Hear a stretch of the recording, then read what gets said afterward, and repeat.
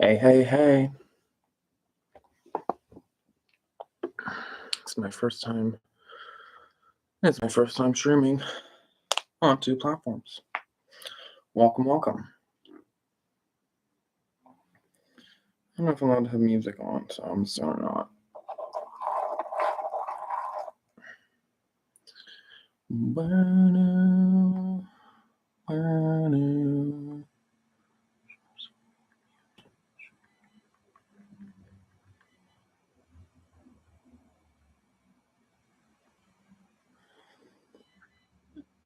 Do do do do do do do do. I don't know how to see comments on this YouTube thing. You see comments on YouTube.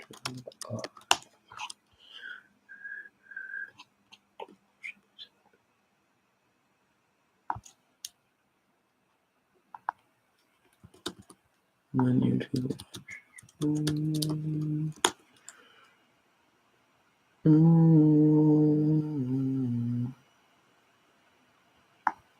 Live chat box.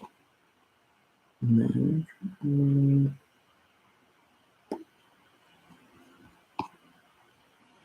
I don't know where the live chat is. Today we are sewing because all of my things are holy. And holy doesn't mean that Jesus approves, I guess. So we gotta sew it up. Turn off my pocket.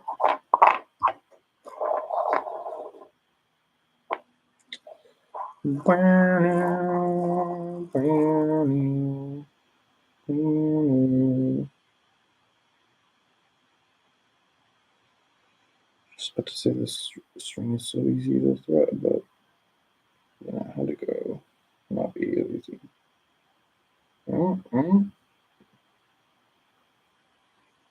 There it is. All right. So yeah, feel free to request on up. We have requests available on TikTok. We will go over some topics of the week at maybe like 8:15 or whenever I finish showing this first thing.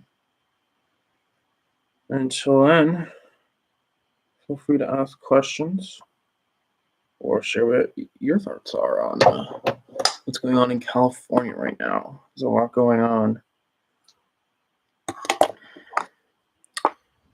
a lot going on in Chicago that, things we could have done in California that we didn't do. If you want to talk about that. Anyways, I believe in, there's a whole recycle and reuse, and I coined a phrase that is keep use. Just keep using it. And I've kind of taken that to the extreme. And I have kind of just kept things with holes, but now I have to not be so holy all the time. So time to sew things up.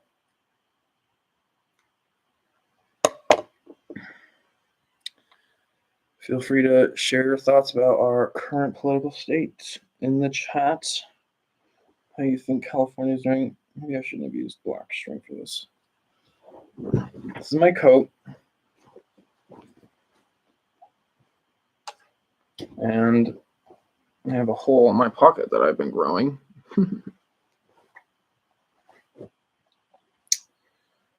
I got this coat. I get this coat. Kind of forget where I got this coat, but maybe I don't. Oh, I got this coat in Salem, Oregon, while I was on a road trip there. Oh my gosh, I keep seeing these advertisements for these needles on TikTok. I'm like, look how easy it goes through. Maybe I should have invested. And yeah, I got this jacket in Salem, Oregon, and I think I got this like other thing there that I was just looking at. But then when I was in um where was I? I was in this place called um Fairfax, I think, in California. And I walked into the store and I'd had this coat for like I don't know how long I had this coat. Probably like a year by then. Um and oh my gosh, this is just not going through. I'm gonna have to like do this and push it. I walked into the store and they had this coat. It was the entire store. The entire store was this coat. Um, and they had it in like all these different colors. It's crazy. It's gonna. I don't know what kind of stitch is gonna be, but it's not gonna be the best. It just needs to be closed. I bet I could like.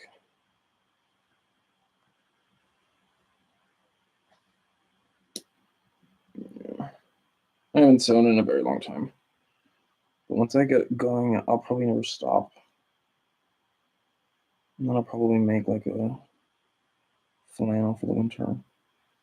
That's why I haven't been doing it because I don't want to get carried away. But that's life. And then I also found this jacket in Santa Monica, right next to the vegan burger place that's like a replacement for McDonald's that came from Australia. I went there for, they have like, if you go there like before like 4:20 or something, um, the burgers are like $1. Something I have to get. I have to get that. But obviously I didn't get a replacement coat. So I like my coat.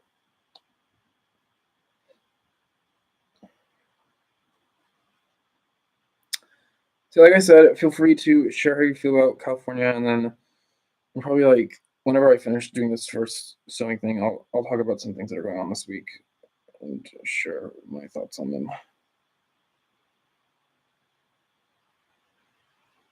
Boom, boom, boom, boom. Does anyone here enjoy sewing? I went through a whole stage where like I sewed all the time. I tried to make socks. I tried to like sew socks out of fabric, and that didn't really work. Uh, Socks have to be like woven. I made underwear though. That came out pretty nice. But I only do hand stitching because back then I was like a psycho and like I bought like $2,000 worth of batteries, and I had a batteries in the corner of my room, and then I had solar panels outside the window, and I like tied them down with like string, but I like but I used like a lot of string, and then I covered it in electrical tape. So I think it was pretty stable. Honestly, it survived like through the winter, like those storms, and it survived. Like I think I did a pretty alright job with that. But then I took my panels with me on that road trip. I think the one where I found this coat, and but I didn't use them, and they were just kind of in my car the whole time, and I kept sleeping in my car, so I probably like slept on top of them. So my two solar panels, maybe three, they don't work. So now I just have these batteries. I don't know, and but I could charge them on the wall, so that's nice. Anyways, I'm a no on Prop 50. If that instigates any conversation with anyone wants to request up.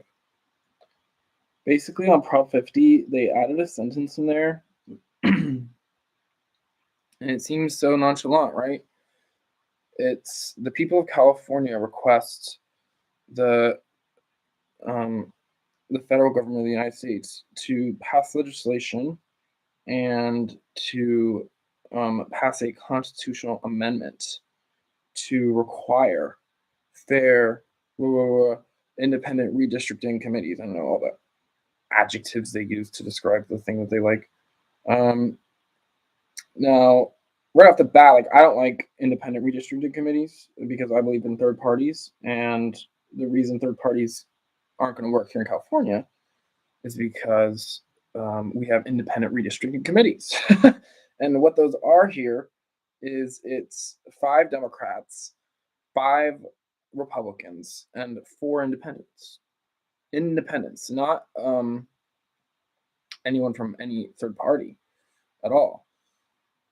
Which you could say is fair because there's not, out of 14 people, which is a random number, that's not a big enough number to get percentage of registered third party things. But at the same time, people aren't going to register a third party if they don't think it's going to work, and it's not going to work based on the way the system's set up.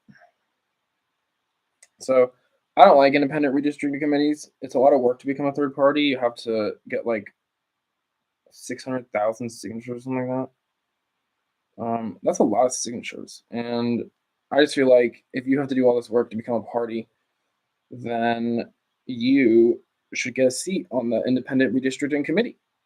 I think that makes sense. If you're an official party of a state, but that's not how the independent redistricting committees work. But that's not why I'm a no on Prop 50.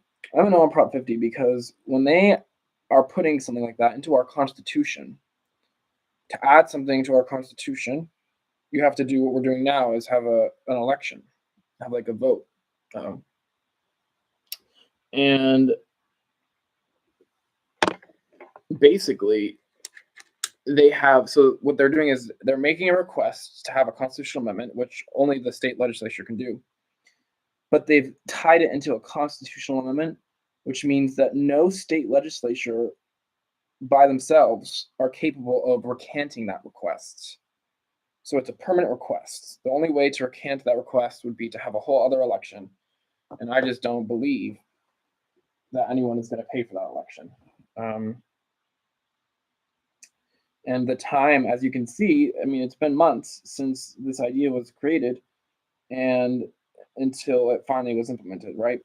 So, what I fear is that if all these states are putting all these requests in for constitutional amendments, then somebody is going to call a constitutional convention, which we haven't had since the Constitution was written. And if you really think about it from the perspective of the Supreme Court, because it would be challenged, of course. But imagine you're on the Supreme Court and someone calls a constitutional convention, and you need 34 states, I think, to get that done. I'm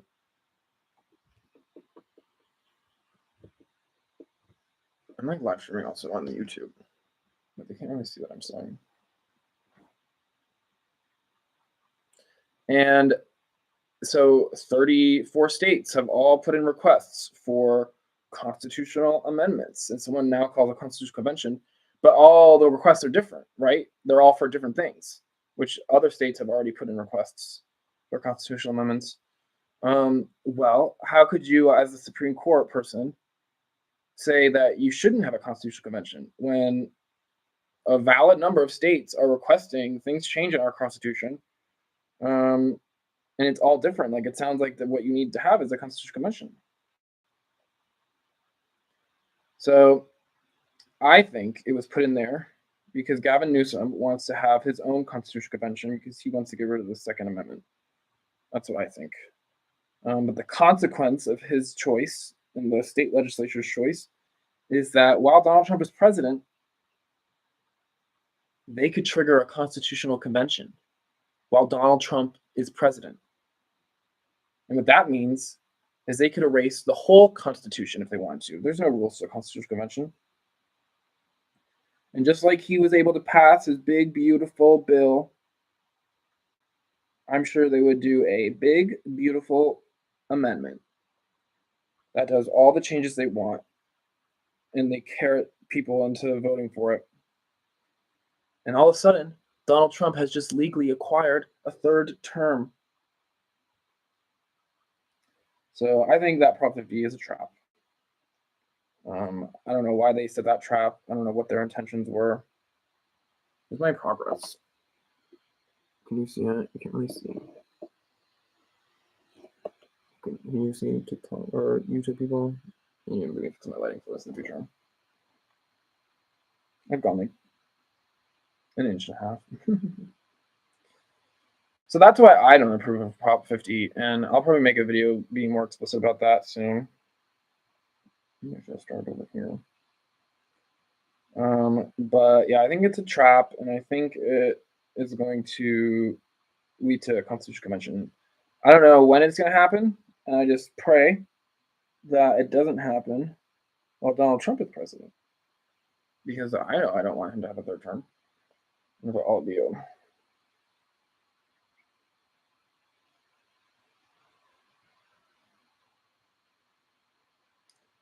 Anywho, that's my stance on Prop 50. If anyone has any thoughts on that.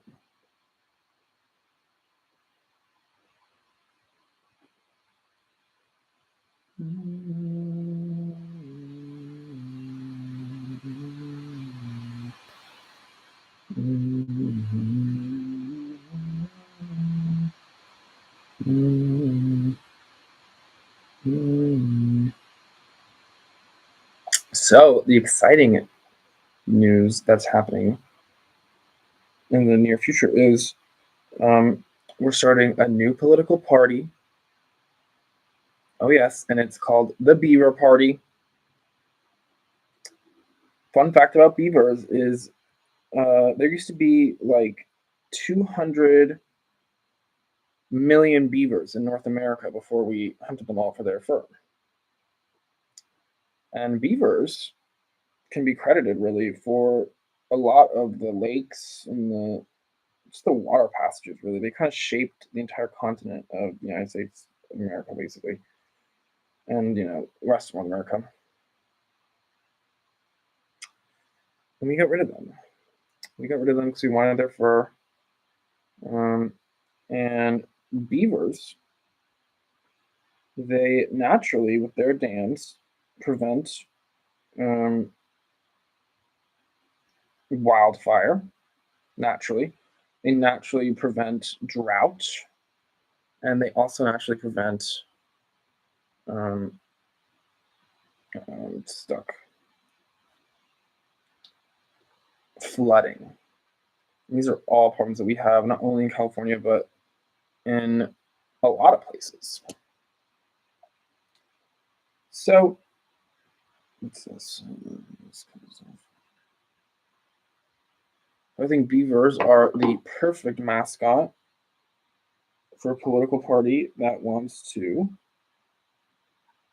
do those things, prevent drought, prevent flooding and other natural disasters. That we blame all of it on climate change. That's true to an extent. But the effects of the climate change, those are bad because we got rid of beavers. Really, that's how I feel. And the evidence supports that. I'm going to sew this last part.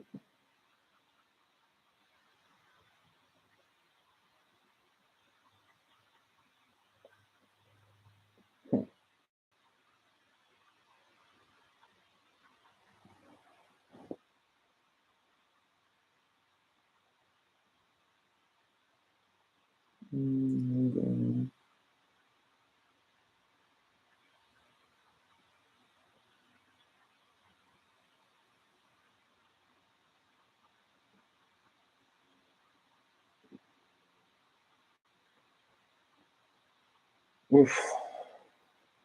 I think no one looks really closely at people's pockets. Really. One over here.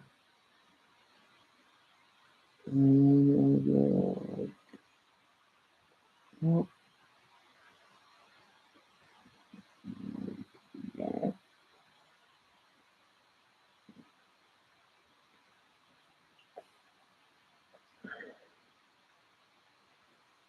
right, I will put up the first topic for discussion. Let's see, how do I do effects here? Effects.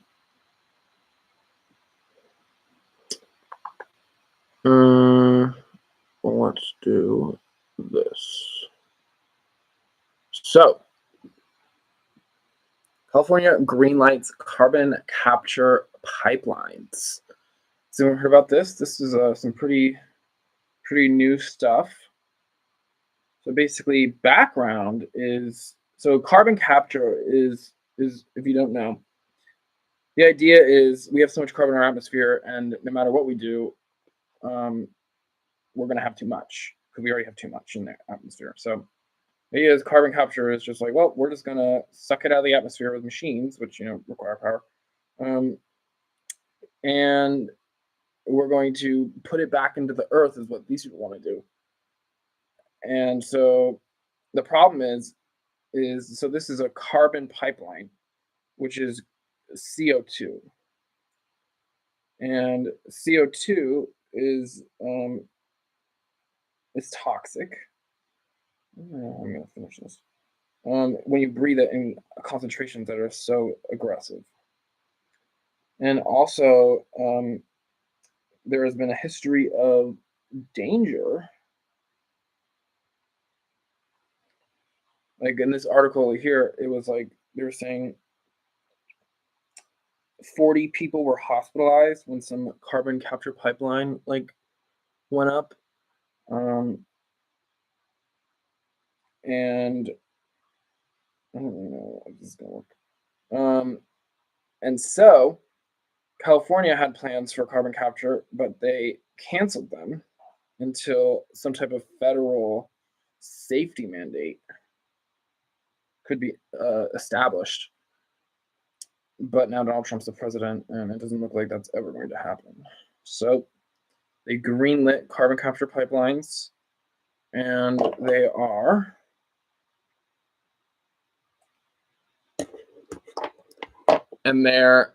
they have until 2026 to develop a safety plan to deal with that.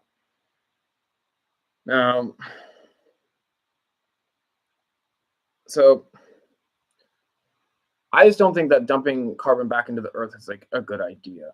I don't think that just digging holes and dumping it back is really an effective solution.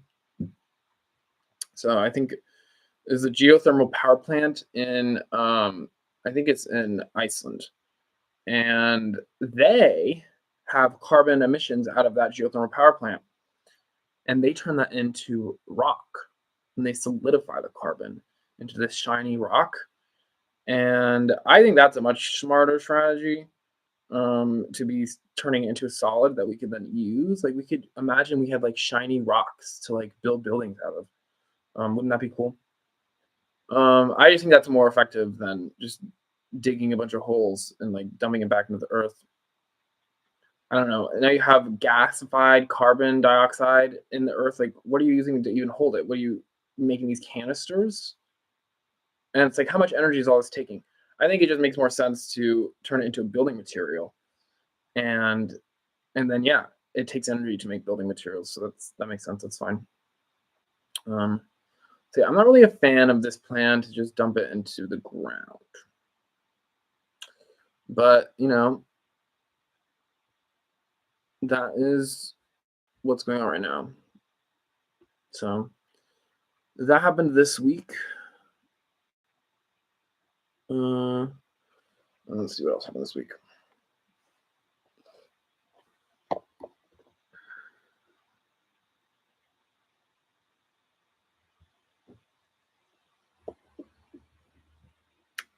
So this is another one that happened. Basically, I think it was the Port of Los Angeles. Is it on there? Yeah.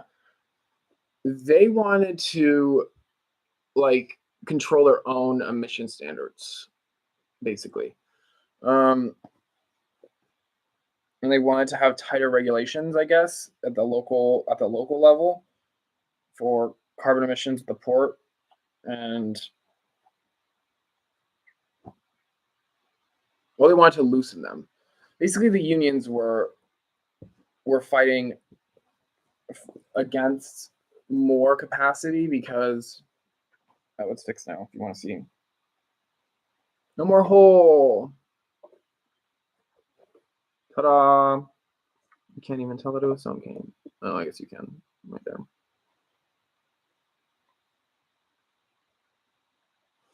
And they were fighting it because they thought it would lead to automation, and they wanted human jobs. And yeah, so I don't know. This is kind of like I'm kind of on the fence about this bill of limited pollution regulation.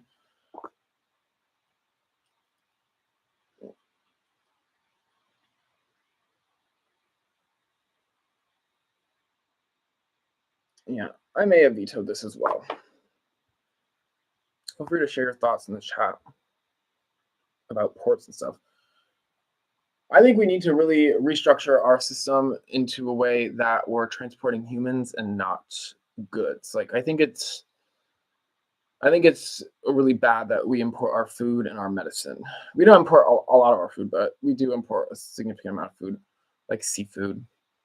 And I really think we need to be figuring out how to do that inside the state and not being relying on other places. And rather than just getting rid of all these cargo ships, I think we should turn them into like half cargo ships, half cruise ships. And then if you want things from other places, you could just like go. I mean, this kind of requires, a restructuring of like how we operate, like how much time people have off and like how much wages we're making. But I think it's better if we're going to be having international trade for like people to have relationships with the people that are making things. I think in general, it's good for you to have a relationship with people that are making your stuff. And that's hard to find.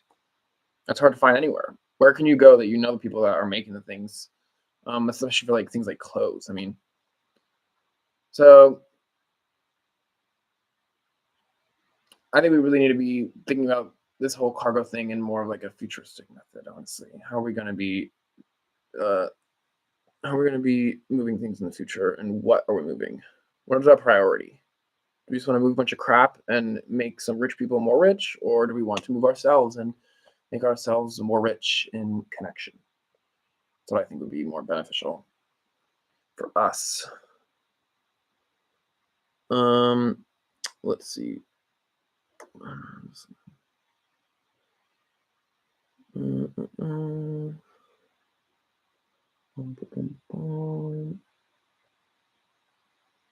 then the last thing I want to talk about, this one I really don't like. Newsom vetoed a bill that was going to ban PFAS from pans, from cooking pans. So all those things that you see that are like nonstick pans, those are covered in this chemical that is plastic, basically. And it comes off into your food, and it has a host of negative health effects. And basically, we could have banned that from our state, and everyone would have, not been buying things that are toxic. And that would have spread across America.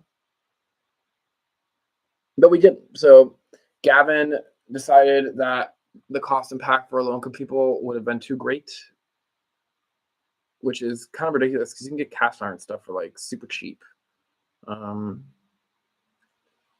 like reputable brands even. So I think this is really more of a ploy. Like there's basically a bunch of like people from Food Network, and they all have their own cooking lines, and all their cooking lines are covered in PFAS basically, and they didn't want to have to change anything. So that's why I think it happened. I don't think it had anything to do with people's bottom line. I think it had to do with, the ultra wealthy's bottom line, of course. I think that's how things are usually happening. But so that was really disappointing. That could have been a big win for environmentalists and people that care about human life.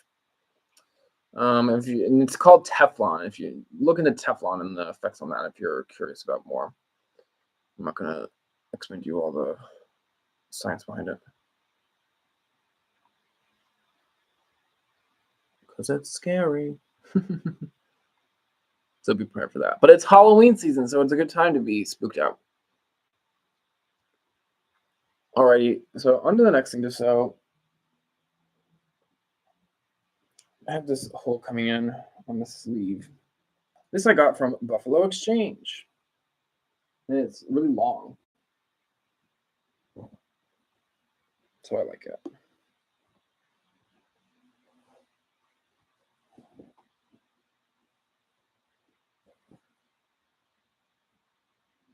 This is a safe space to chat about California politics. So leave your thoughts in the chat.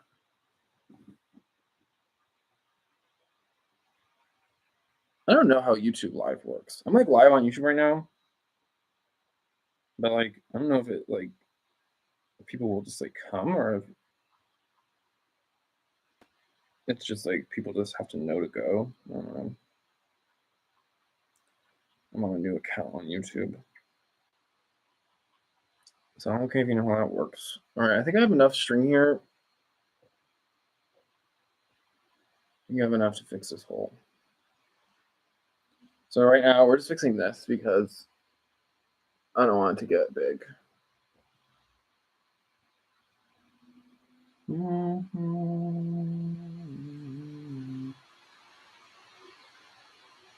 Has anyone in the chat ever been to Buffalo Exchange? I feel like maybe it's kind of pricey. I think this thing was cheap. I got this like I think like 2 years ago. And it didn't have these holes in. But people tell me it's expensive, but this is the only thing I've ever gotten there, so I'm gonna have a good baseline.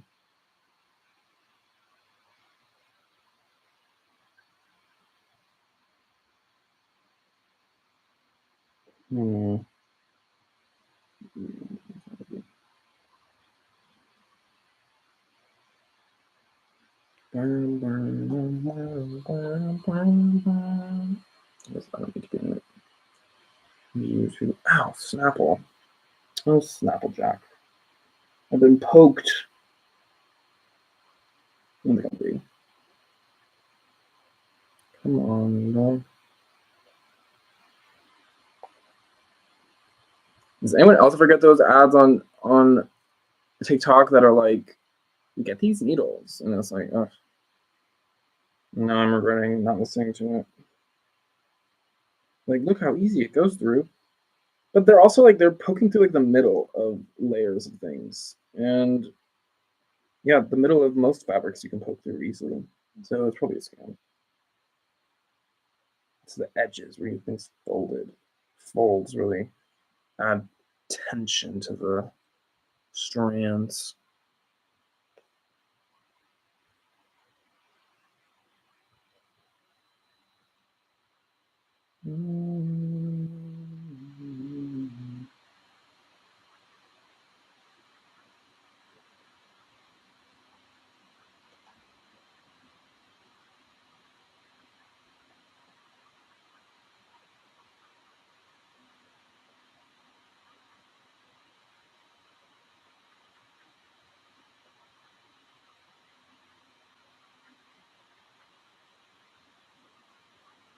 Really have to like pin things before you sew them, but I don't really do that. I did pin a whole pair of pants that were like sweatpants, but then I never sewed them. It's like I said, I only hand sew, and it's like, ugh. This idea of like hand sewing a whole pair of pants just was never appealing to me.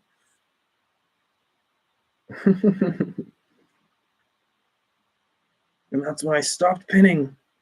So I could have just sewed that thing. I like to just cut fabric and then I just use all the fabric, you know. I don't need to be pinning things. I'll just use the edge of the fabric and then I'll just base it on that.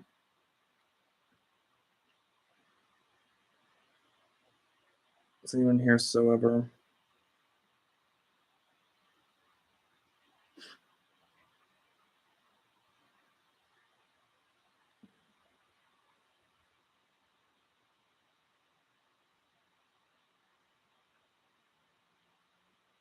So if you're curious, like why I'm just like this random person running for governor,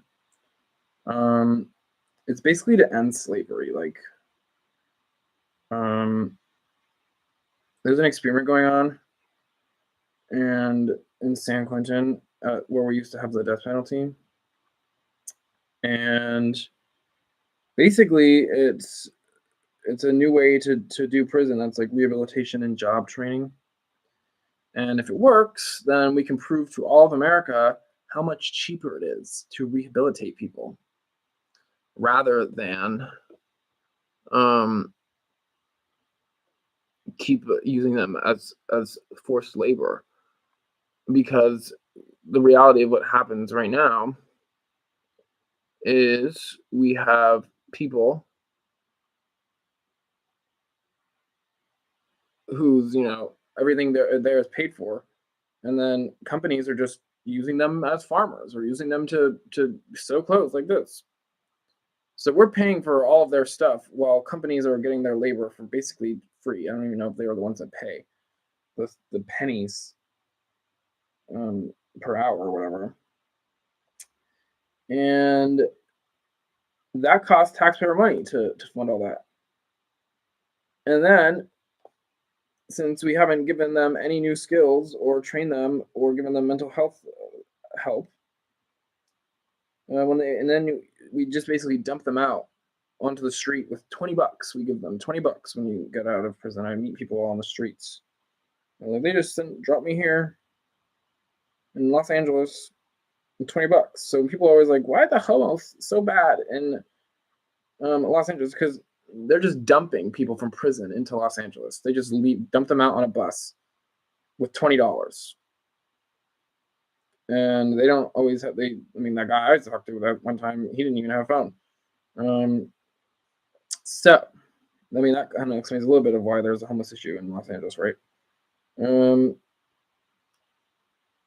then they have really no choice but to steal because they had $20 and they don't have a way to contact people. Or maybe the people don't want to contact them because they're like, oh, now you're a prisoner or whatever. And then they go back to prison. And then we do it all over again. We pay for their housing while they're doing, forced labor for corporations.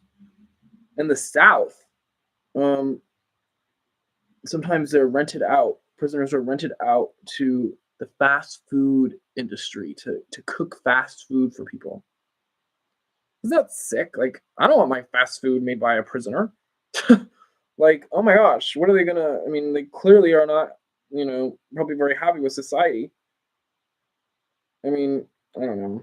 It just seems like a bad plan. But if we can finish this experiment in San Quentin and prove that job training and rehabilitation work, which means people got out and they didn't come back, that's the part we have to prove, then we can use that data to prove to everyone in America that this is the way to do incarceration, basically. And then we basically ended slavery in America, because any tax-paying citizen is going to choose the thing that gets the most effect for their taxes, right? They're not going to be people don't just want slavery because they want it. People support the system because they think that our system requires it. And if we can prove to them that it doesn't,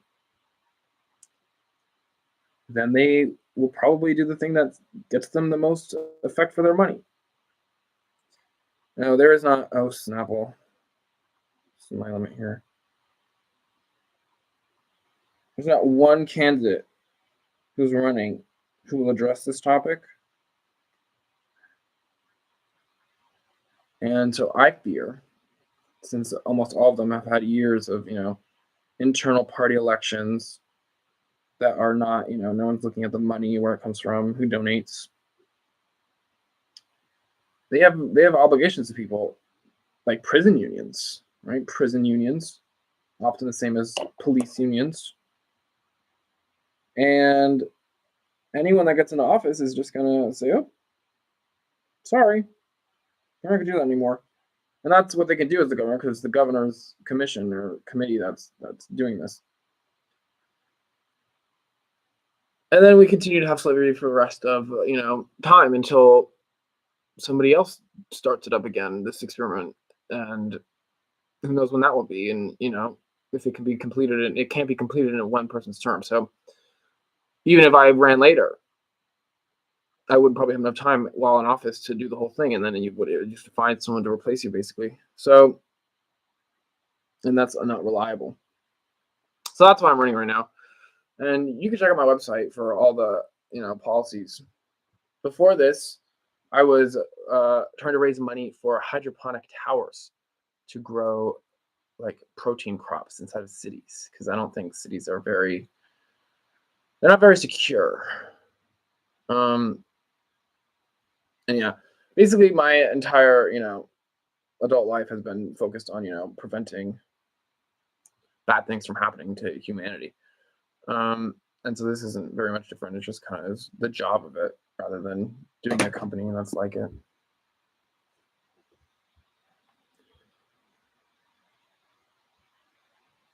So yeah, feel free to request up if you want to chat about politics or ask questions, or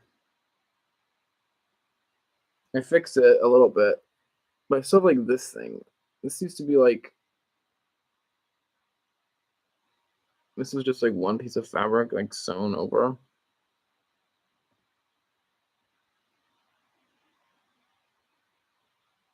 But I ran out of string. I guess I'll do this too.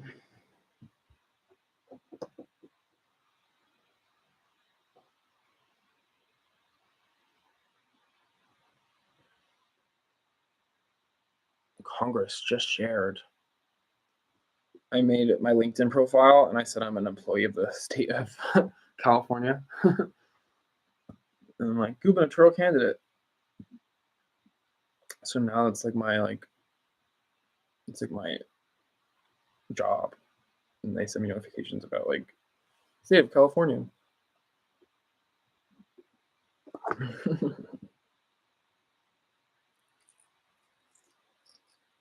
Restring.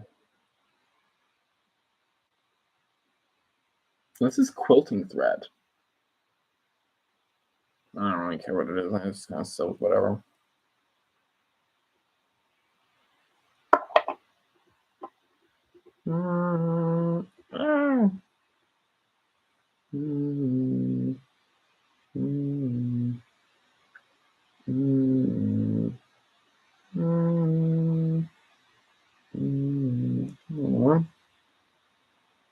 A little piece stuck.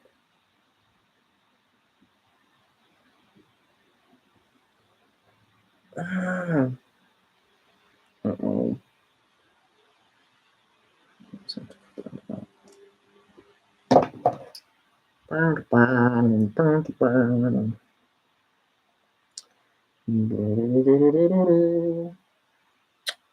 These are not the best scissors for this.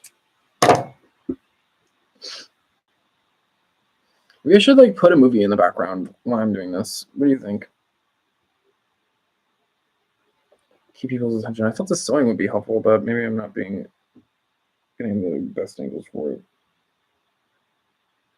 You want me to do it right up here?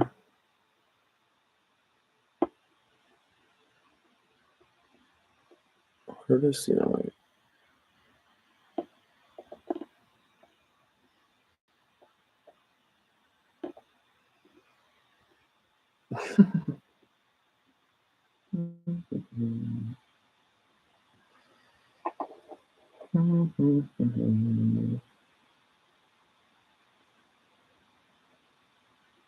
So basically, I've been officially rejected by all the political parties. Not officially rejected, but like casually rejected. And that's understandable. Because, I'm a random unknown person to them. But it was good because my whole kind of agenda is always like, bringing people together, like all the people. And a lot of these groups are pretty just sold on the fact that Republican voters are like very problematic. And I'm sure there are some that are very problematic, but in general, when you meet them, they're pretty nice people. So it was good that we're starting Beaver Party. Beaver, oh my god, split up. Beaver Party's whole kind of foundation is like threading the needle between wow, I did this so good the first time, and like now I'm struggling. Maybe I need to like cut this differently. Some tension. Yeah, tension helps.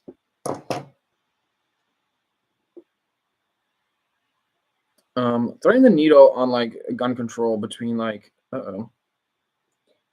between how do we divest from factory farms and invest in hunting. Oh, hey Jesse. Right now I'm just sewing my sleeve. First I sewed this pocket because there's a hole in it. Oh no, there's another hole. Oh my gosh, is this what I just did? No. Oh great, I have two holes. I think. But now I'm just sewing this this sleeve thing because there's a opening on the end of it. Jesse's also running for governor. What are you getting for food?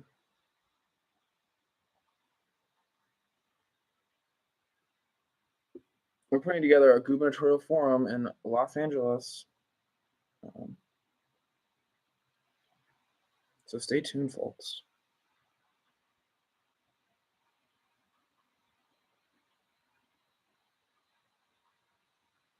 Are you still in here? What are you eating? Tonight I had potato. I love potatoes. My soulmate in Antelope Valley, and he just told me every morning I wake up and I eat potato. And I said, oh, we're meant to be together. But I always had a traumatized day. What are you getting for food? I had just come out of the mountains. And it was like this crazy trail. It was right after like the whole fire thing up there. And so I was in an area that had been burnt, I guess, and I was just like, oh my gosh, the street I was on was not safe. It was like not a place you'd want to be in the middle of a fire. Shire potatoes? That's what you're eating? Shire potatoes? Oh my gosh.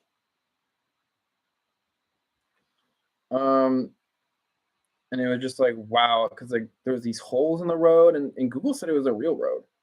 Why is this not pulling through? But it really was not a road that most cars could be on. And I barely made it out with the Subaru.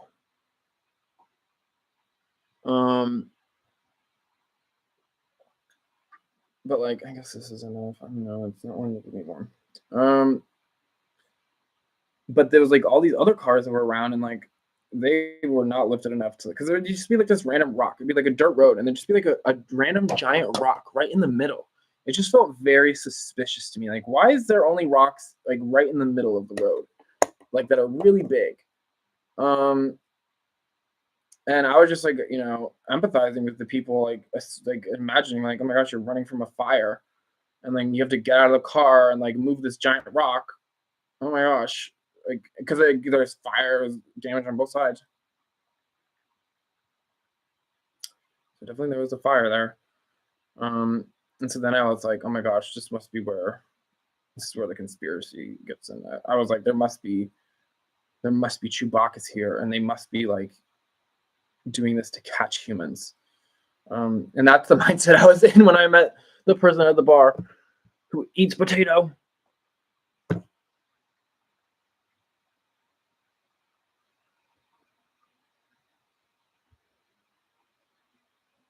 The coyote, he eats potatoes too? Is that what you're saying? I don't remember him using them as traps, but I mean, man, if someone put out a potato trap for me, I'd fall for it. I love potatoes. It'd be hard to do it in a way that I'd be not down for it. Alright. This is probably not going to be long enough either, but we'll close things up enough.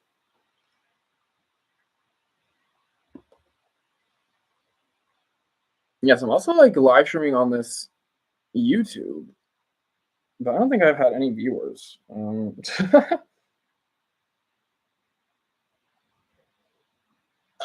there. I just didn't want to order the Jack in the Box while I was on the live with you. That seems so rude. Oh, you're a Jack in the Box. Yeah. I used to call it Shire potatoes was because you said potatoes, like hobbits do. So I was like, yes, Shire potatoes. Potato. I love the hobbits. Right? There's a person in the Working Families Party. His name is Sam, and I always say, Sam. That's how I remembered it. I always have to do I'm glad you said you like hobbits because I have a question. I still have to hit Carolina up for it as well. So the trip I'm doing this weekend up to San Fran, I am doing an event at the Sunday Streets, which is essentially where they close down like a good area of the community and put up tents and allow people to walk through the areas versus allowing any cars.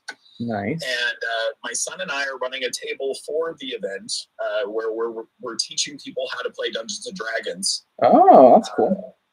And we created like a politically themed short action adventure.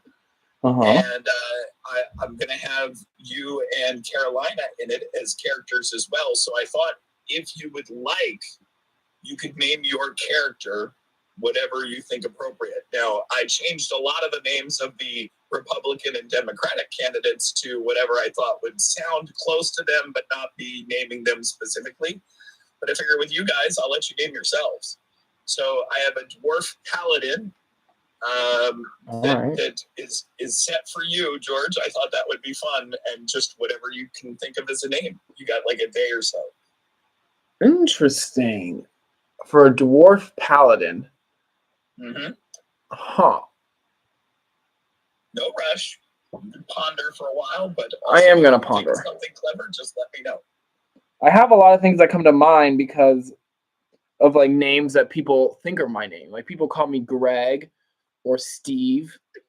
But that doesn't really sound like my name, so that doesn't make it funny. Sure. So I'll have to think about something that sounds similar. Are you a character? I have let's see.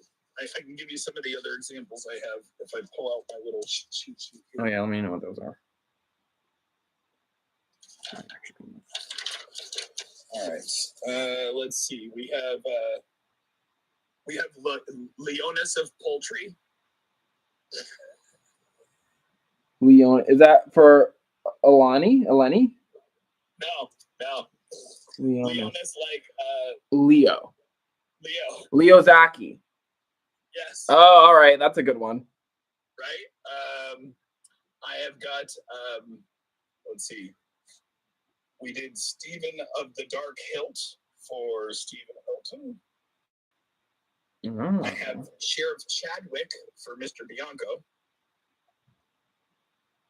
Sheriff Chadwick.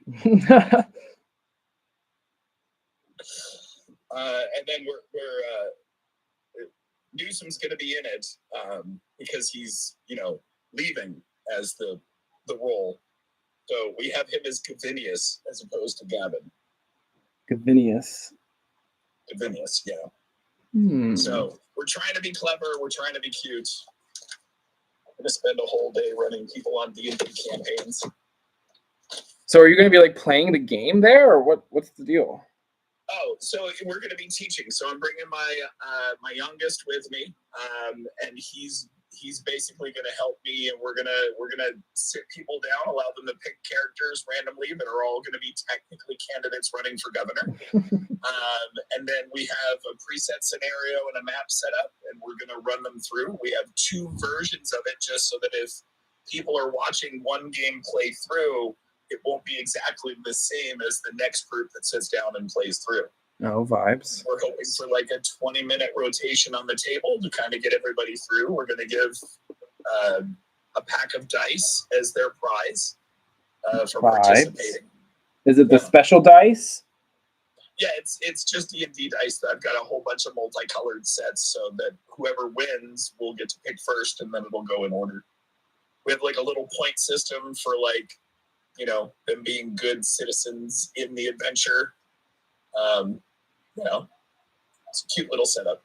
That's a great idea. So are you a lifelong D&Der? Oh, yeah, George, like long time. Yeah? Yeah.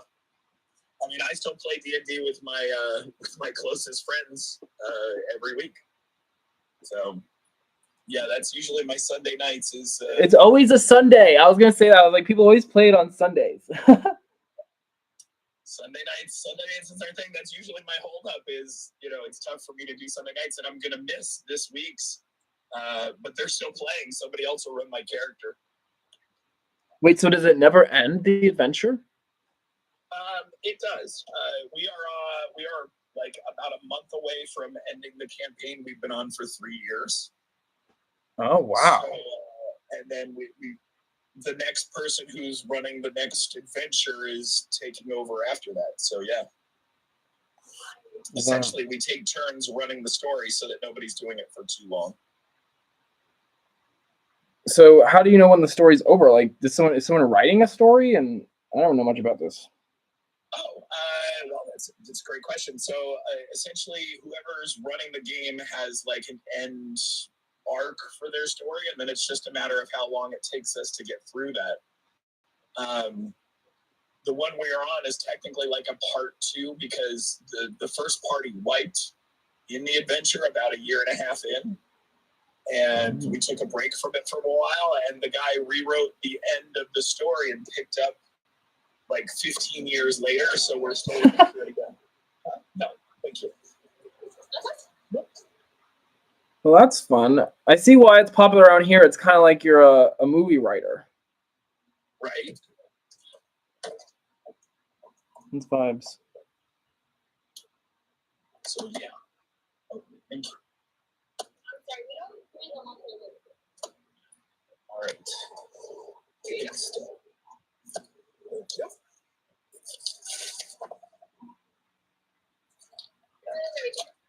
Thank you very much. You too. Okay.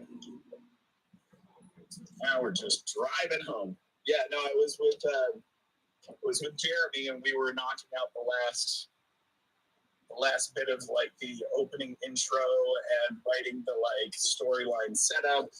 And Jer is like he's my rationale guy. So I put the crazy ideas down on paper, and then Jeremy goes, this one might not work for all the people. And so kind of brings me back within the guardrails of things, which is nice. That's nice. Wait, are you driving right now? I am. I don't think you're allowed to do that while you're on live. Oh, no. That's the rule. Feel free to come back later. But I have a couple ideas for the name. But I'll keep thinking about it. You got it. But yeah, feel free to come back when you get home. Safe drive. Okay.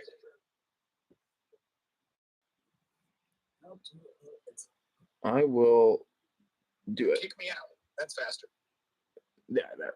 Yeah, sorry. I don't want to get you in trouble with TikTok or me in trouble with TikTok.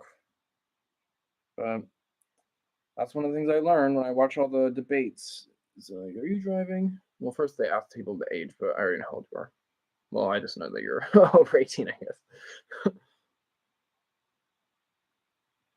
All right. Now we've finished the sleeve. It has a little crinkle to it because so I did it. I'm going to have no patches No hole November is what we're aiming for. No more holes in the clothing. I could probably do, a live every night of the week and be sewing holes in my clothes. So maybe that's what I'll do.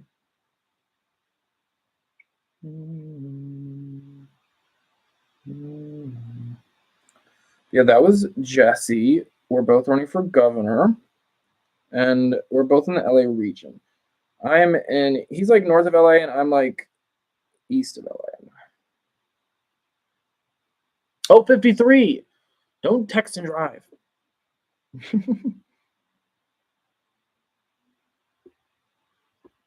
Oh, great, I got this needle stuck.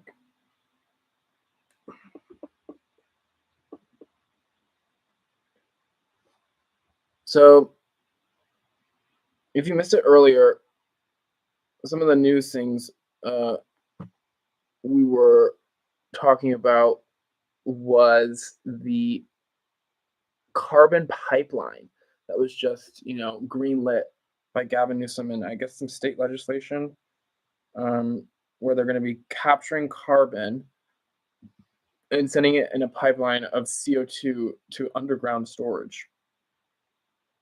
And this is a strategy for fighting climate change, but it sounds like, from what I've been reading, that it's basically their excuse to be able to. Oh golly, I really got this needle stuck. Their excuse to continue to burn fossil fuels. And what I was saying is, I kind of think that we should be extracting carbon and why can't I get this out? Turning it into a solid that we can turn into building blocks. Should if you're interested, you could Google like solidified carbon dioxide. And it looks like pretty cool. It's definitely something I'd want to have a building made out of. It's like shiny and black. It's kind of like obsidian, if you know obsidian. All right, I got it out. No, I got stuck.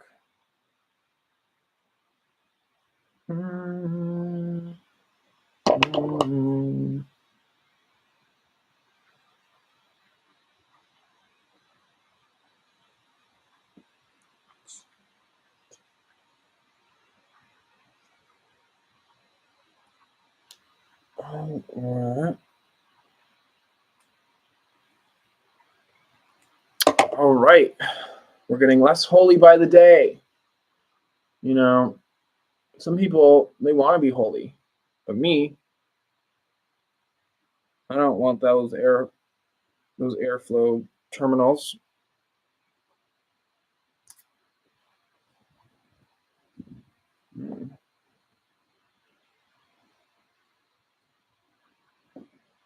Remember, folks, keep used.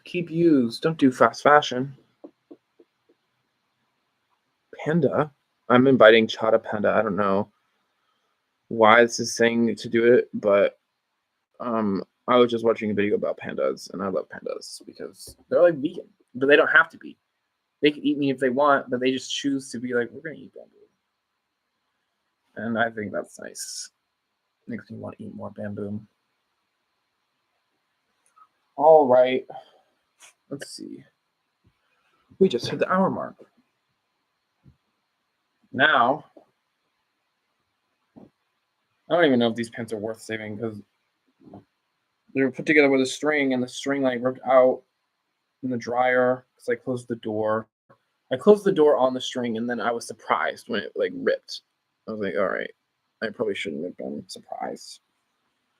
But now I have this butthole. Golly. But they're already kind of, oh man. I don't know. What's this? They want me to do puzzle? Here you go, TikTok. I'm happy now. I don't know, folks. First, and the other thing is like the string is like tied in the back. It's not even It doesn't even go through. You can't even string it through. So you couldn't even like restring a string. But what I could do is put a button. So maybe I'll do this hole and then I'll see if I can put a button on it. I have lots of buttons.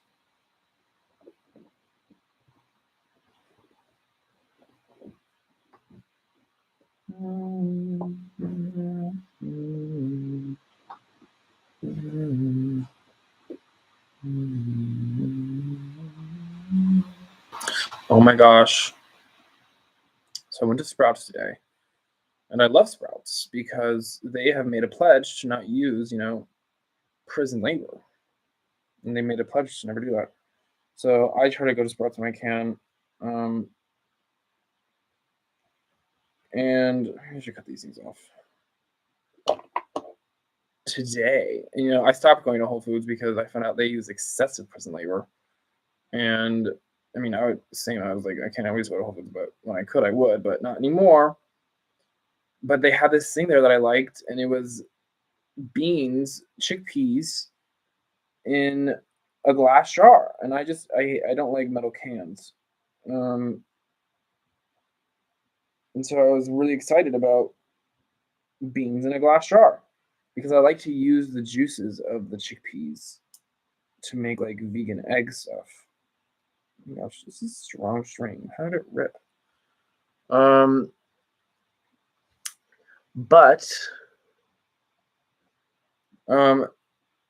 I was really sad that I couldn't go to Whole Foods anymore and get my freaking beans. It's this brand called Jovial.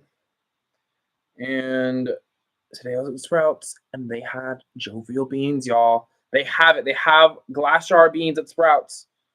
And they not only had chickpeas, they had black beans in a jar. So this is really exciting. I didn't get the black beans this time because I'm like, first I have to make this hummus. Like I've been wanting to make hummus. And I was like staring at these like dry chickpeas, but I'm like, I don't know if you've ever tried to make dry beans. I did it and I messed it all up. And I haven't gone back to trying it, even though I have these dry black beans. So I was like staring at these dry chickpeas. I'm like, am I really going to do this? Buy more dry beans? And then the person moved the cart. There was like a cart. And then he moved it. And I was like, you don't have to do that. But then I was like, oh my gosh. And there were the beans. So now I have to make hummus. Hummus and then some type of vegan thing out of this bean juice. But fun fact about chickpeas, you really have to like cook them. If you don't cook them or do something to them, they're very bitter.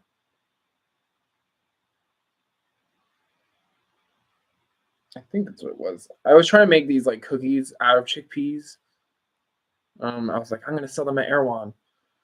But yeah, they just kept coming out so bad. I was using like mesquite. I was like making chocolate out of, I want to say it was carob.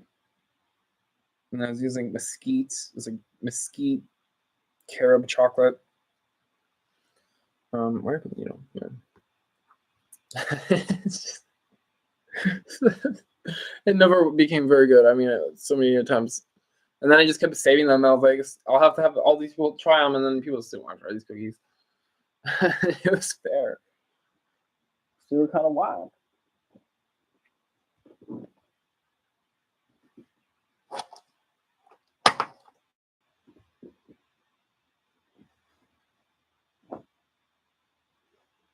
But the real reason I stopped actually is because I was doing this. I guess I could keep experimenting with that. I was basically trying to fund a farm in the desert. Hey, George. Welcome back. I'm back home in the house. What did you get to eat?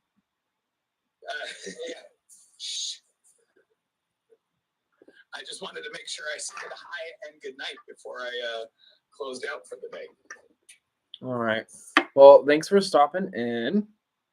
Oh no, thanks for having me. And then if you want, just text me your name when you get a chance, when you finalize. All right. All right. Will do. I mean, I'm still deciding. George, have a great night, man. You too, Jesse. Thanks for coming in. See ya.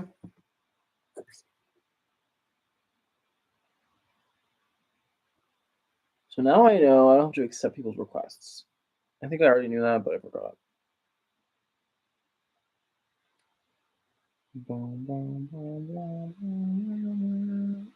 Oh, another tear. Come on, knitting thread. All right, well, we made it through. We made it through without drag.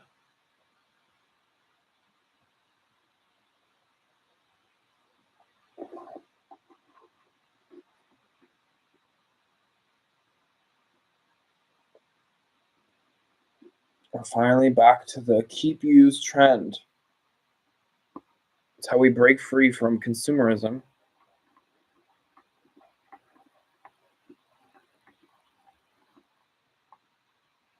And it's how you set trends. I think these pants set a trend once. Because I watched that Wicked movie, and that one person's pants kind of look like these. Because they were short. These are like capris. Because they shrunk. And then I saw them in a movie. I was like, it's lit. That's what you keep use. You keep using, you start a trend.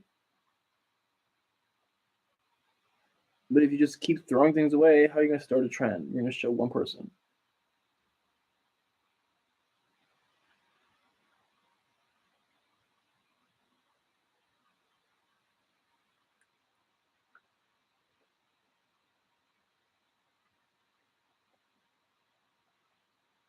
Did anyone see that Wicked movie? Wait, was it Wicked with Ariana Grande? Oh my gosh. I was like torn up about the whole like I thought it was like a lot of it was about like it was really about veganism. That's how I felt. I was like, yeah, man, we're really messing with these animals, like pretending they can't speak. Like that's crazy. They speak. It's like very clear that they speak. And we're just like, what do you mean? They can't make sound. They can't make communications. That's I know everyone was like, it's about fascism, and I'm like, also it's about us eating living creatures. I just met this person in the comments somewhere. What comment was that? I don't know. I always am reading comments, and I found this person who was just like randomly like, I was a fruitarian for 1.5 years, and I don't even think it was related to what was being discussed in the post or whatever. But of course, I was like, what? Because that's honestly what I wanted to be. But I'm like, how do you even do that? Like, how do you be a fruitarian? But I was asking them questions, and they were like, yeah, I would like run all the time, and I would work out at the gym, and I felt great all the time. Only eating. That's, I think, technically the most ethical, because I mean, the plants definitely want us to eat the fruit. I don't think there's anyone that doubts that. Now, vegetables, I mean, that's kind of like, I don't know if they really want us to eat the vegetable, the plant. I mean, a lot of our vegetables were bred by the Romans. Like cauliflower, kale, Brussels sprouts, asparagus. That's all one plant, and it's from the mustard flower seed. It's like the yellow flower. That's all along the freeways in California because the Spanish people came and threw it all around, which is actually a great idea because they're like, does our food grow here or does it not? And it did. So now broccoli and their asparagus and their Brussels sprouts. So honestly, I thought that was a pretty great idea instead of a road. I mean, geez. But everyone's mean to them about it.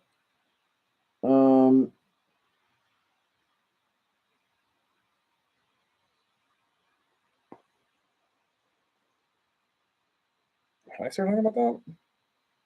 Oh, fruitarian. So like honestly, like think about it. Like think about a broccoli. Think about a asparagus. That does not look anything like the mustard flower seed, the mustard flower, the yellow flower thing that's on the side of the road. Like, so people are always like, all these people that are like eugenicists. I'm like, what are you even eating? Like, you don't even know, like, you're eating things that were like literally deformed. And it's like the people, I mean, I don't know. It's like these conservative people, sometimes it's like, think about what you're eating before you're telling people what to be. Like, I mean, geez. You eat animals that are like living in captivity and you eat plants that are like deformations of flowers. But everyone else is the problem. We're all weird and crazy leftists.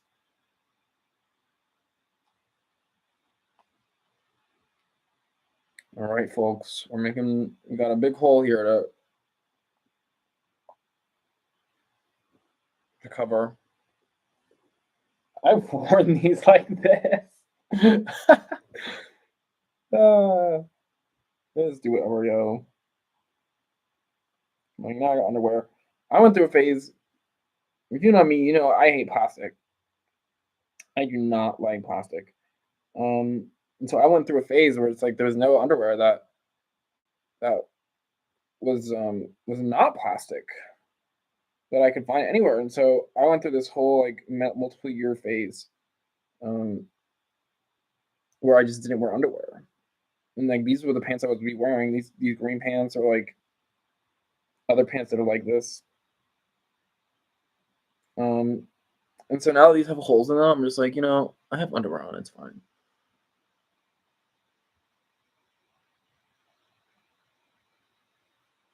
Panda didn't join. We invited Panda.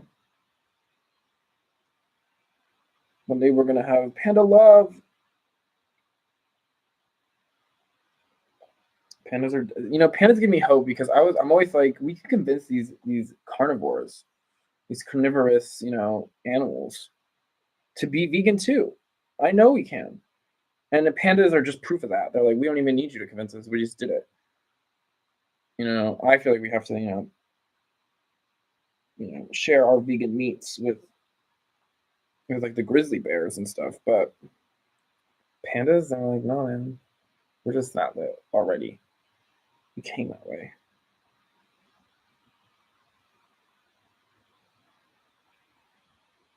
But that's just because I want grizzly bears to hang out with us. But I mean, if they're eating meat, like, it's probably not a good idea for them to hang out with us, right? Because we have children. So, but if we can convince them to be vegan, and then we can set up some type of system where we're like exchanging, we're giving them money for doing stuff, so they can buy vegan meats. I think that the grizzlies could be a great partner to us.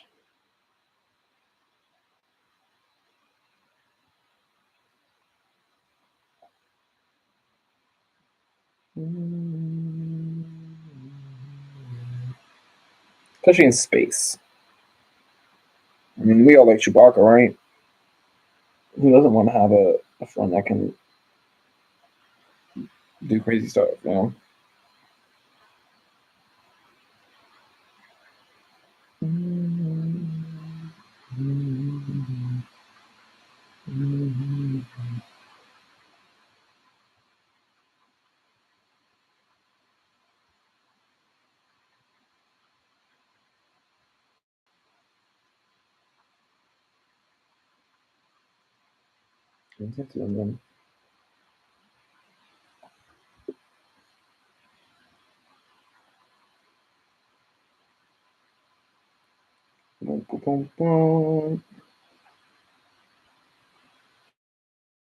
The people in order to form a more perfect union.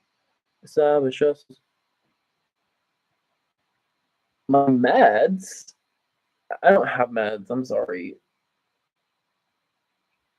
I'm sewing these pants. This is the back of my pants, and I just have full cheek out right now, and I'm running for governor now, so I have to be more professional than cheek out. Before I was like, yeah, do whatever. A lot of times it's because I scratch my butt too much, I think, but I like to embrace the cheek. I know, but it's getting to the point where the whole pants might just become like not pants at this point. So it was ripping up and then it was ripping sideways. It's like only so much longer a pants can exist. And you just don't have any clothes on, you know.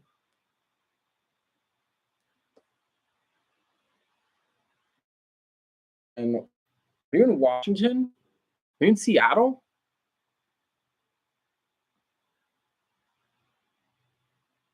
Somewhere north of me.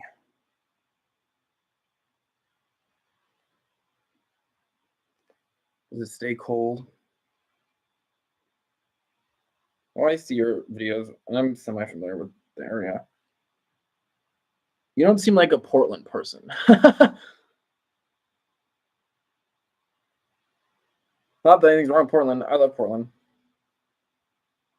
I was once a hobo there. It's freezing. Do you like to wear coats? I love coats. I just love wearing layers. Like, I have this poncho that works like a raincoat. Good.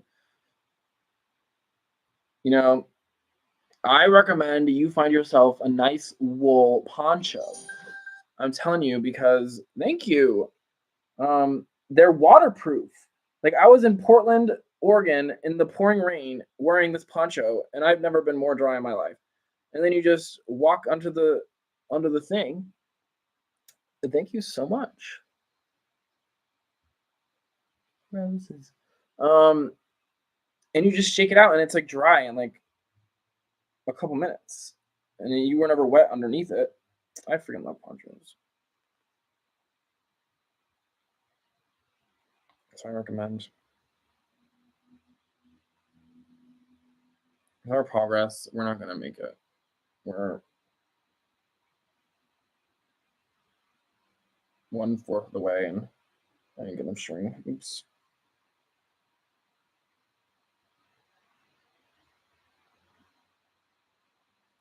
Well, hopefully we'll get a high-speed rail to you. I did a post and I was like, where do you want a high-speed rail to? And everyone was like, we want to go to Washington.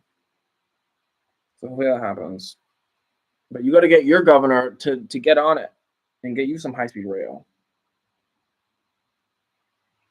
Time to become a political activist.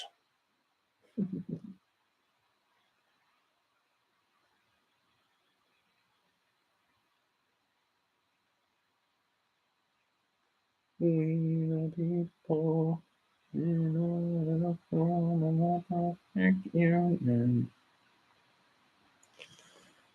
Establish justice, ensure domestic tranquility. Provide for the common defense.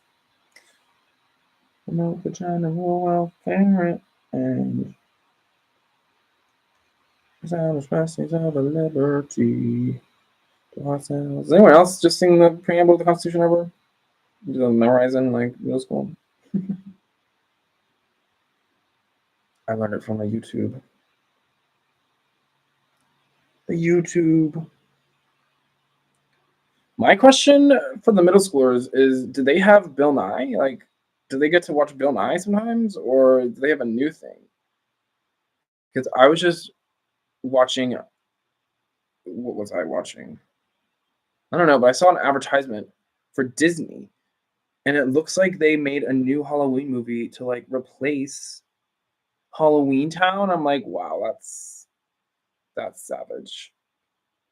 And I wonder if they did the same thing to Bill Nye.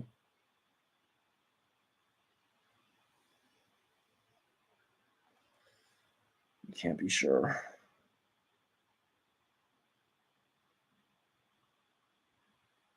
But Bill Nye was just in the White House fighting Trump about something.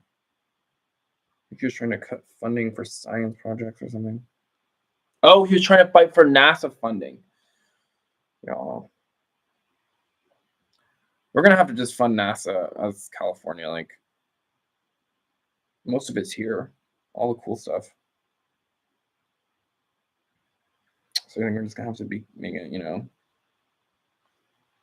SASA, state, national, state, PRs. We have SASA here. We've remodeled.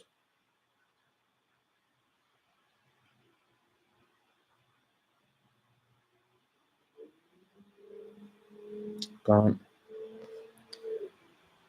trying to get NASA to build things to catch things that fall out of the sky.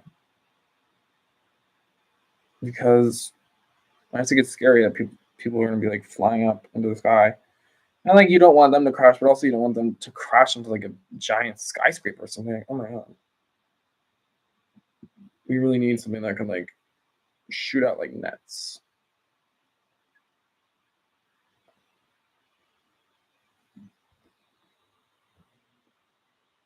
So I'm in an hour and a half and I haven't had one viewer on YouTube. What does YouTube want from me?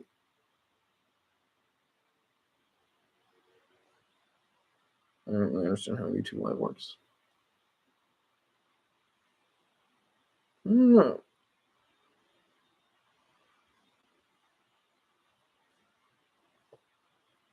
We're now 1/3 of the way. We may have enough string in there.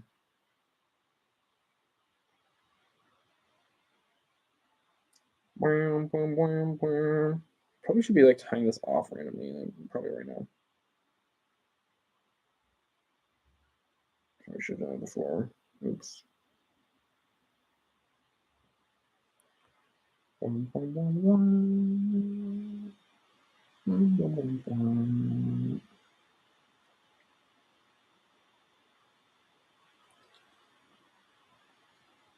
Anyways, the winter's coming, and my concern is for the banana plants I planted in my front yard. First, I was concerned about the summer. I was like, is it going to be too dry? Can they handle the dryness?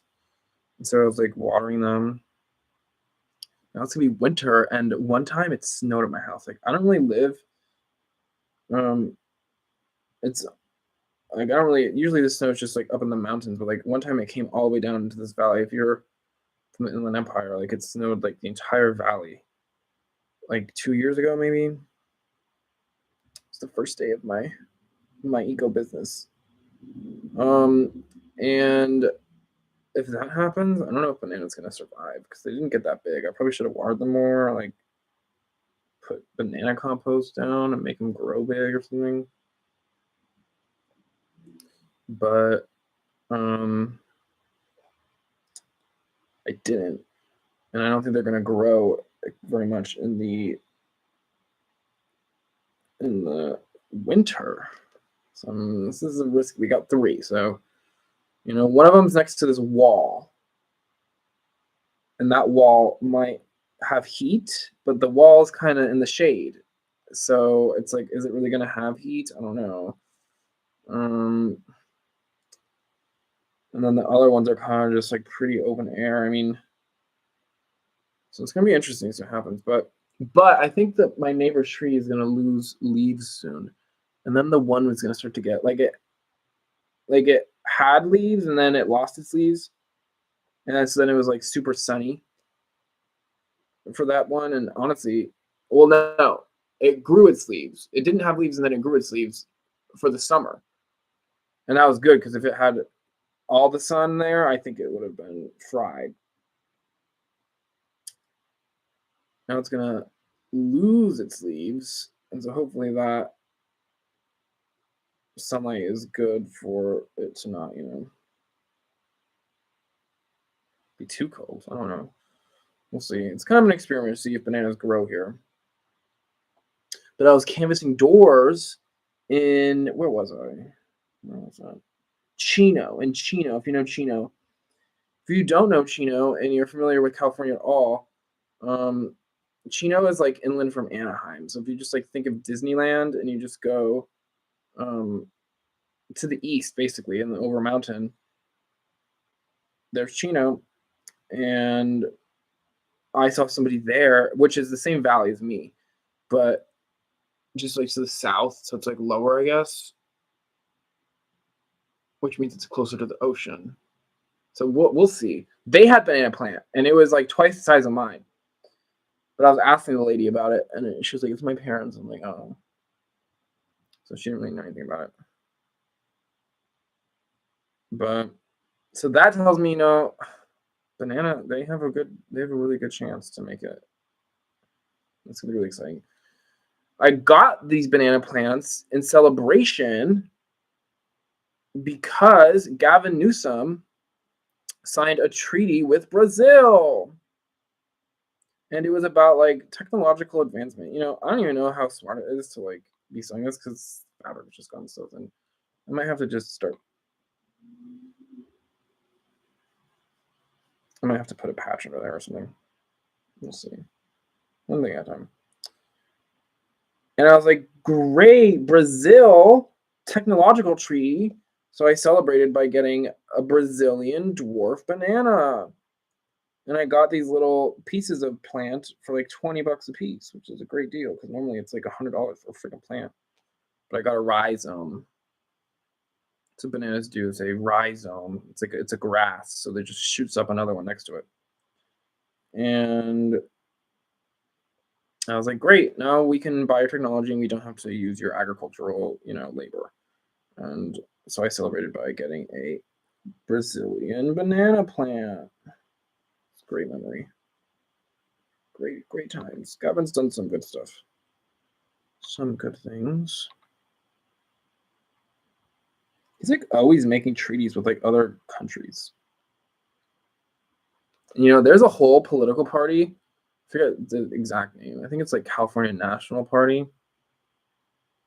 That sounds right. And they want to like they're like the people that want California to like secede from America. And all the treaties that Gavin is making all the time with other nations, it's like, does he want that too? I'm confused.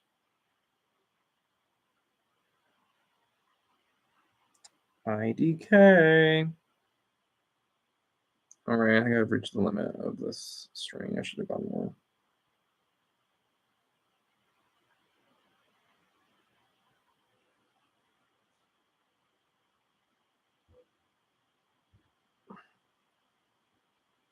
So far, we've almost made it to the pocket, to the end of the pocket. Also, this is probably not the right string to be using for this, but do I even have other string? I have this. Oh my gosh, look. I have this string that's the exact same color. What the heck?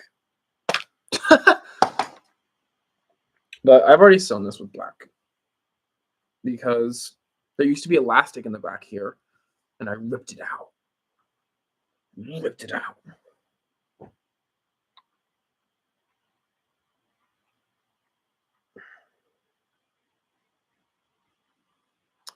We the people, in order to form a more perfect union, establish ourselves ensure domestic tranquility. Bam, bam. What do you think, chat? Do you want California to be a nation? I don't think it's a super great idea.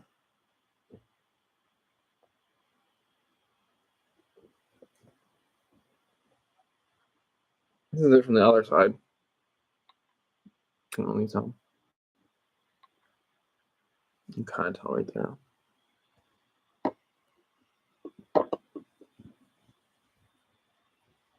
This might be not the right pants to be just choosing to work on because it's just like they're short already. They shrunk. String doesn't work.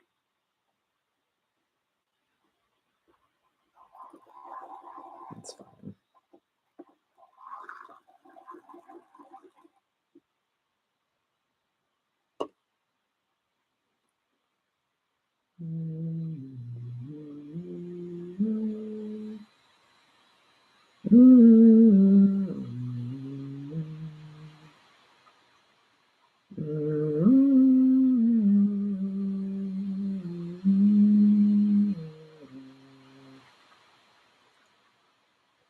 Sometimes I wonder, like, how the rest of the world, like, really thinks about America. Like,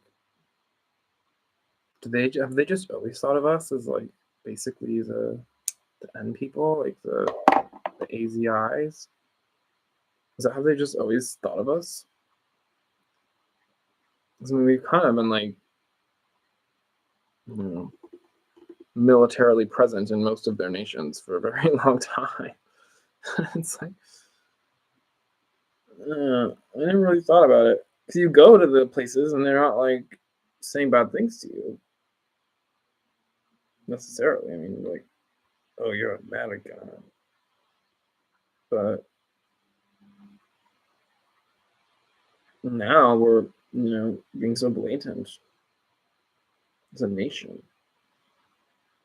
It makes me really wonder, like, have they always just thought of us this way, these people?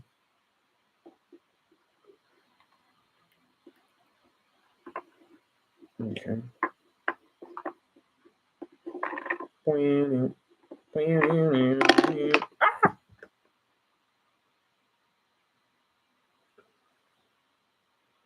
Zippity doo dah, zippity day. My oh my, what a wonderful day. Plenty of sunshine in my way.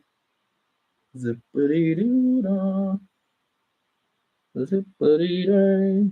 Mr. Bluebird's on my shoulder. Mr. Bluebird's in my ear. Da, da, da, da, da.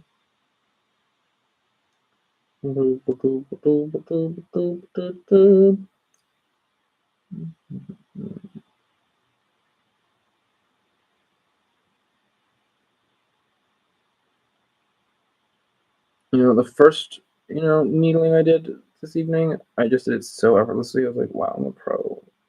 And now I'm just been struggling.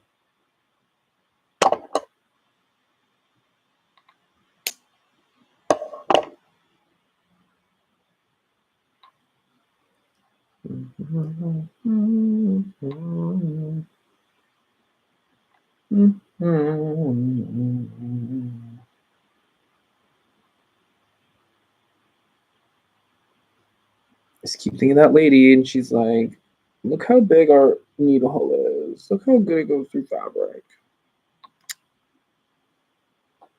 Whatever, lady. She said hers are.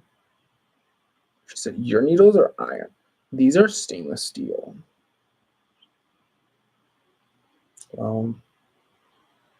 George doesn't like chromium, so.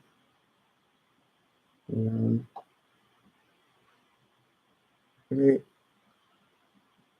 I'm gonna be pulling this the right way.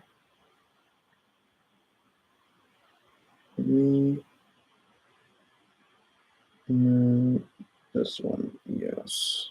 Thank you.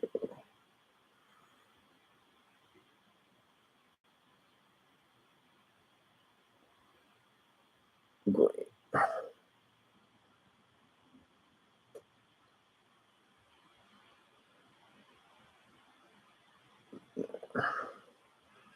This should be enough to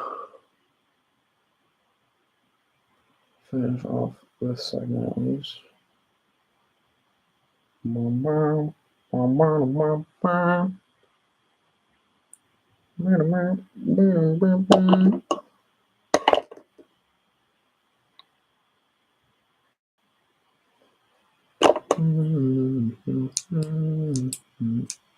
That's why I say that cuts it was not very good. It's all starting to make sense. I have been struggling with the needle. Doing sloppy cuts on my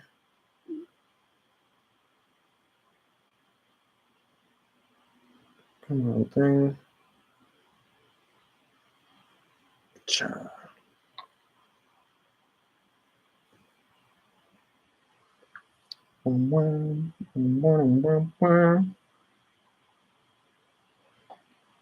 All right, well,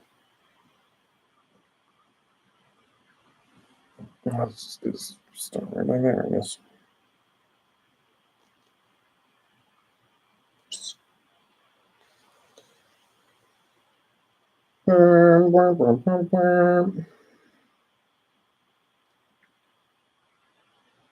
Now these pants are 50% hemp. And I went through I had this store in my college town called the Hemp Shack. And I went through this whole phase where I was just really obsessed with hemp things because hemp is antimicrobial. And if you remember, I was telling you earlier, like I went through a whole phase where I wasn't even wearing underwear. So having things not be smelly was like primo, right? Plus, why not just not be smelly? And like also like bacteria is more than smells. It's like a bacteria. So I think hemp is a really good textile to be using for things. I know they're trying to start developing it more in California because right now all the people that make textiles of hemp, well, at least a couple years ago, they're all importing their hemp from like Asia, and then they make the fabric here, but it was grown in other places. But I know at least one person that was starting up an operation to farm hemp for textile.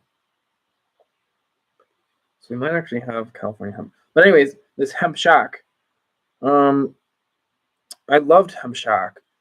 It was so great. They had, crystals and they had all these like organic t-shirts. And they had hemp clothes. And that's like these. And then I don't know what my other hemp pants are. Those have even more holes because I wore them all the time. And I don't even know if they're really fixable. I don't even know if some of the stuff I'm sewing is like really gonna hold, honestly, because this fabric is kind of thinned out. I might just have to do a whole back panel of like fabric on the inside, maybe. But anyways, and so I loved Hemp Shack because they had these pants, and I mean these ones had like a little bit of elastic in the back, but it wasn't all elastic. And the other ones I had were zero elastic. I think these are actually the ones I got later because they got rid of it. Like it's this place. What is this place? No, this is Soulflower. This is also viscose. Oh. I might kind of miss on viscose. I don't realize that. But still hemp. And they had fully tie string pants with no elastic. And I was like, oh my gosh, this is what I need. And then the brand, I think that brand's called Ital, Ital. They just stopped making pants that don't have elastic. Like they make the same exact pants as the ones I used to have. I have. But now there's elastic in it. I'm like, oh my gosh. And as you can see, like I said, I ripped the elastic out of this, and I've already explained my plastic mania of not wearing underwear. So now I have underwear, don't worry. But so I was just like so heartbroken. And the worst part was I had told so many people like about the place. Like, oh, go here, go here. And I sent them to buy plastic. Made me feel sick. But it's still there, Hemp Shack. They have crystals and stuff. And they probably still have organic t-shirts. But one of mine got ripped open. And the other one was always too small. I was like, I'm gonna be so fit that this is gonna look cute on me. This like super tight, small size shirt. But I just never got fit enough that it looked cute. So sometimes I wear it around. And they're like tarot cards, these shirts.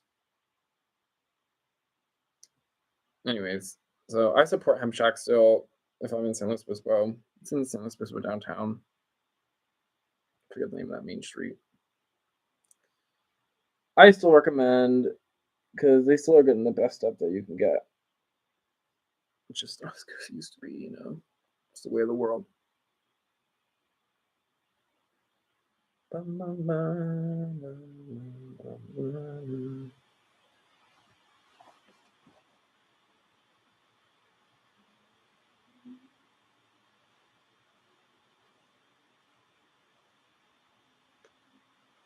my gosh.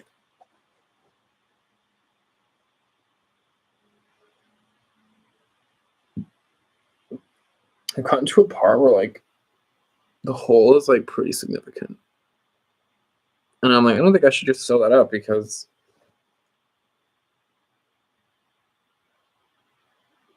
these pants already became tight. So let's see if I can find a piece of fabric. Put there.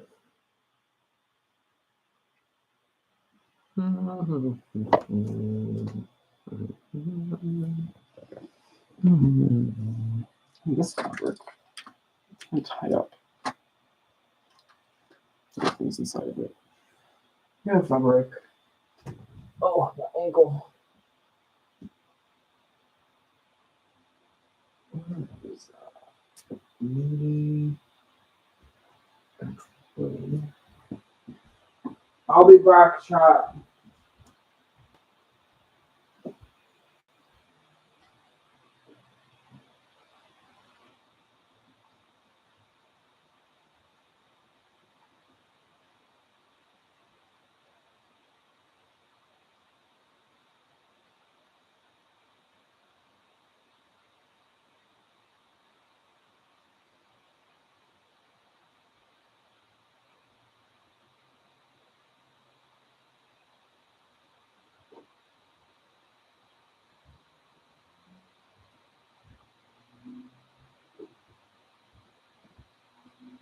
Huzzah!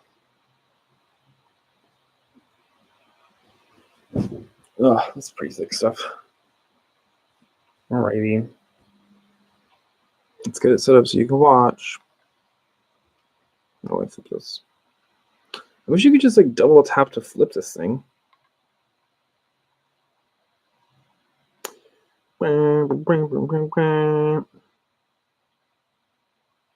Bruh, I have no idea how to flip this. Oh, there.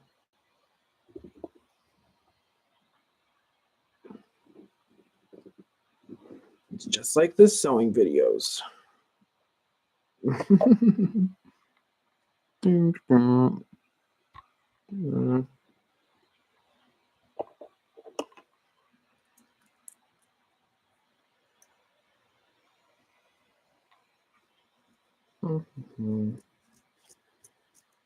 These are just not the best scissors, I think, is what's really happening. But that's life. I'm just gonna like start sewing this where I was at. So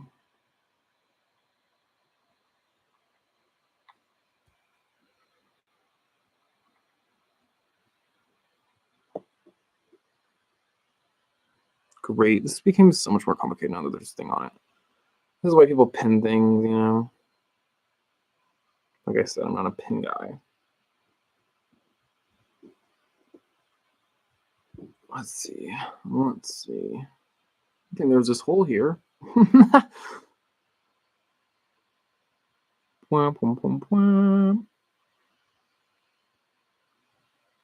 Oh. Oh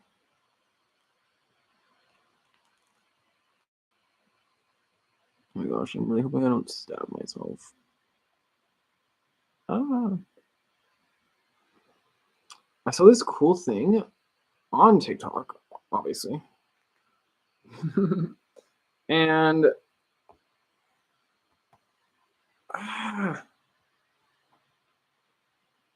it was like a thing where you like put your patch under it and then you put this thing on the other side and it was like a pattern. And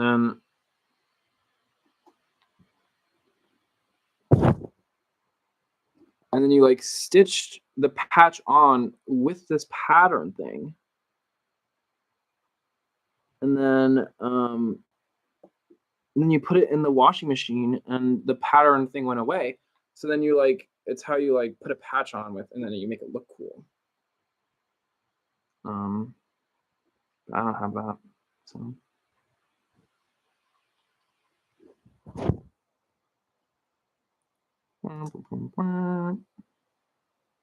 I mean, it's big enough.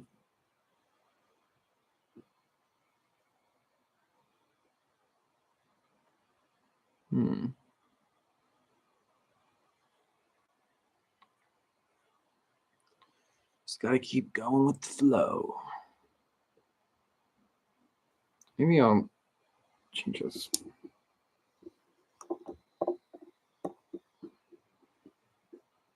I just need to now be selling these two things together.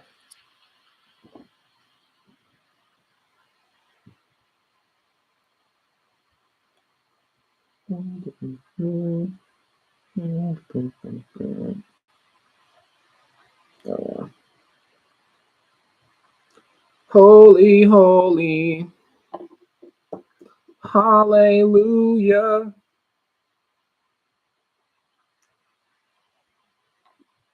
Patch your clothes. Don't waste.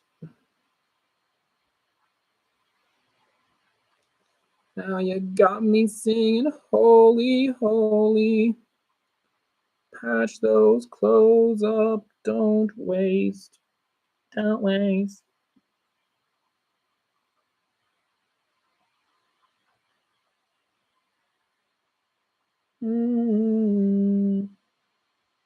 Until I was raised going to church. I was like a modern hip church.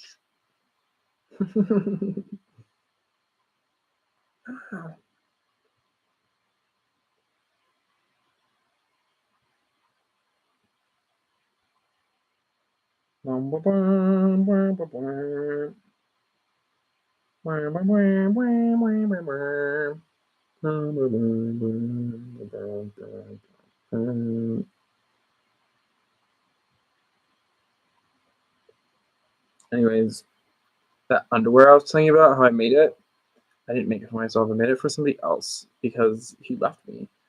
And I was like, maybe if I make him underwear, he'll come back. He also didn't like plastic, but you know, LA, right? LA. He went and became an LA person.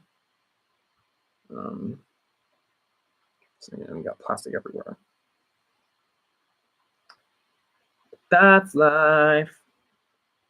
And haven't we all? We've all gone plastic everywhere, haven't we? You know, so you can't judge. It was sad from a boy that bought the guppy bag, you know, which was a scam that was like, we're gonna stop the plastic from leaching out of your clothes and into the water supply from the washing machine. But it was a plastic bag. It was sick. Those people were sick. And you still use it. You're like, well, it's gonna catch the microplastics. You're just waiting to find the microplastics like in the bag. But nope, you're just putting your clothes in the plastic bag, making more microplastics.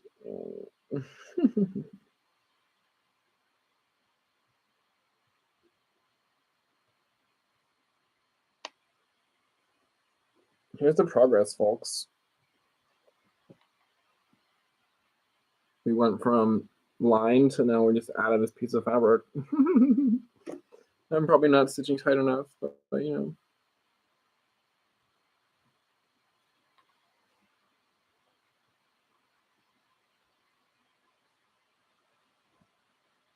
I'm gonna keep going that way. Do.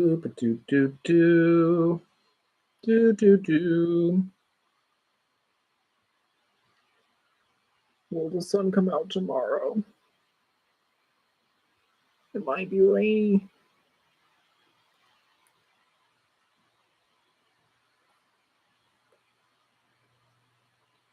Well, I kind of stopped talking about politics. I guess that's fine.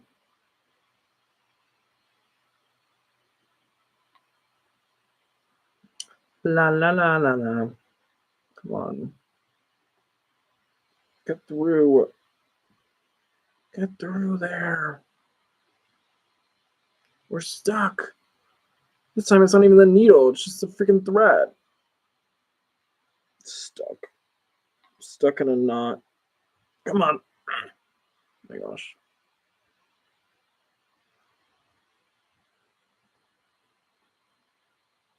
I'm freaking flossing it. There we go. Here we go. Yeah.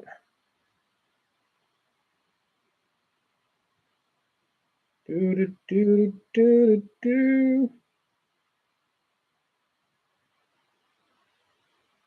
No, it's too tight a stitch. Man.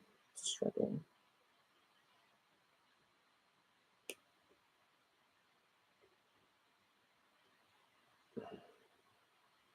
I better tie this off. I'm going like this.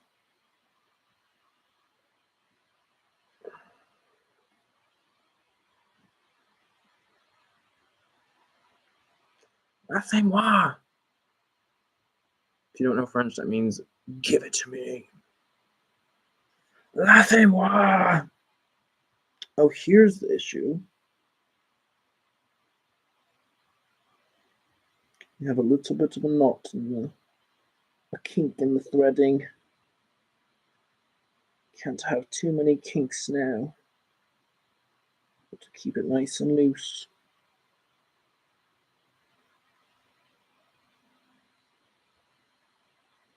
Bro, it's just a knot. Untangle B.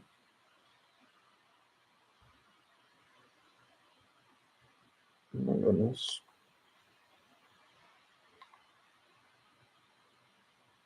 I don't know why this knot makes it a problem. It'd just be fine. It's not like the knot is like thick. Alright, time to tie off on this hemline. Okay.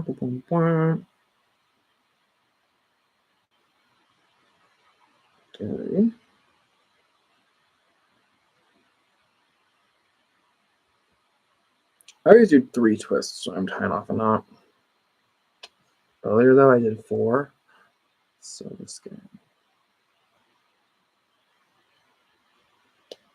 Stay la.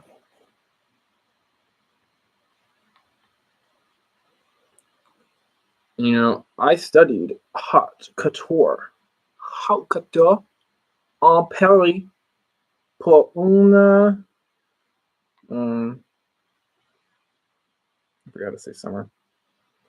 And so that's why, you know, I do everything hand stitched because I think I'm a French designer. All right, well, we got half a patch on there.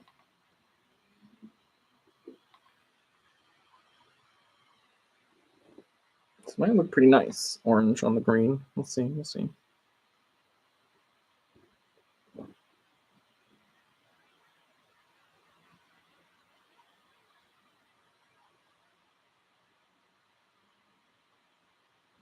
And so then we gotta come in and sort this other hemline. These pants are just ripping every way they could. But you gotta stay loyal to your hemp products. They stay not smelling. You stay stitching.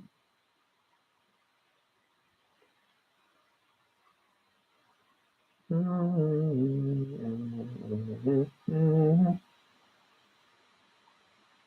know, I always thought my stitching was like, this is so whack. Like, this can't work. But those underwear I was telling you about, I've put them in the washer so many times. And it's like, I made those as a sample to see if they would fit. And they just kind of stayed forever. So, you get a couple strands of thread, you can hold a lot together there.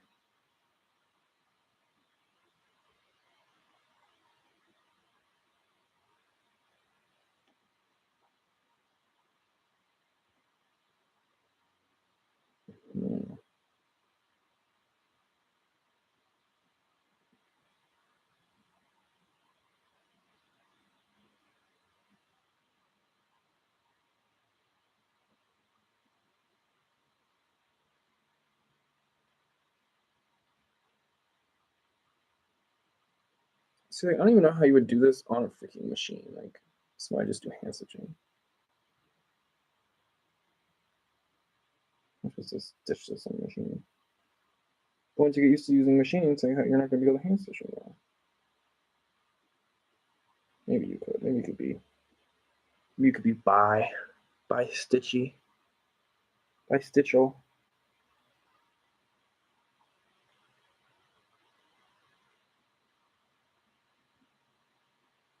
I probably should have like turned this inside out or right side out and seen what it was looking like on the outside, but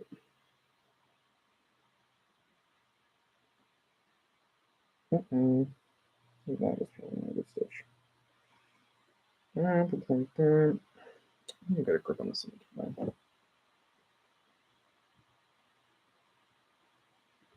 This is better.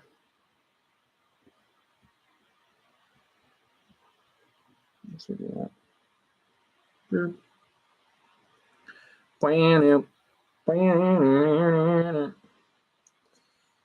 you guys remember when Justin Bieber made that video and he's like, "You don't understand. I'm standing on business." I had just tweeted him and I was like, because there was all this drama with like everyone was talking crap about his wife. So I was like, I'll be your child's father. And then like one day later, he made that video and it felt like he was yelling at me. I said, man, am I staying on business, bro? I don't think so. I was just being, sassy, but I'm like, man, you came out and was screaming. So that felt like a personal attack. I gotta be honest. It hurt. It hurt. But I guess I could have just responded and been like, so am I. I'm like, do I really want to be a father of some Justin Bieber child with some random person? No. Did y'all hear? They made an egg out of human skin. That's how they sold it, but really they put human skin DNA into a woman's egg. And it didn't seem like they did anything to the mitochondria. But they're really selling it as, they did it. They made an egg. I understand that for some people, like, yeah, that's really great, and it's like amazing even. And you can like have so many more options now.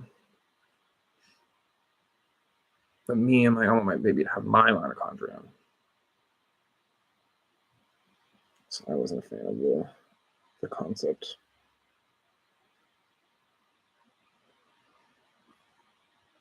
Come on, come on.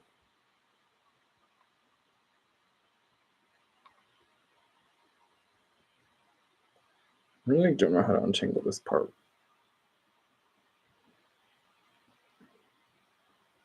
All right. Here's our progress. We've come from the edge to the triangle and up the other triangle side.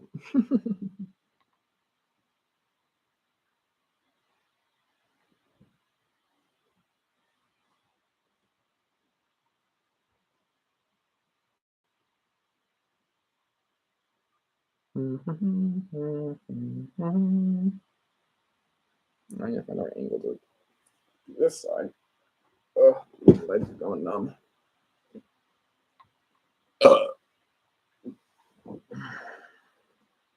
could just make this work. Yeah.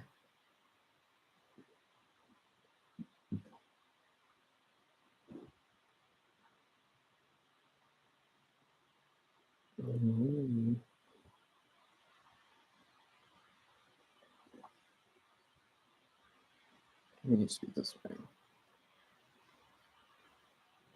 Comme ça. You gotta speak un peu de français, huh? Your stitching stuff.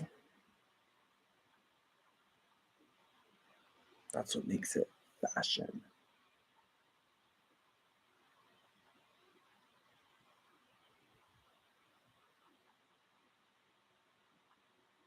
No, I'm just doing these one by one. Sometimes you can do 2 stitches at once, but bro, This thing's already struggling to pull. Do do do do do do do do do do do do do do do.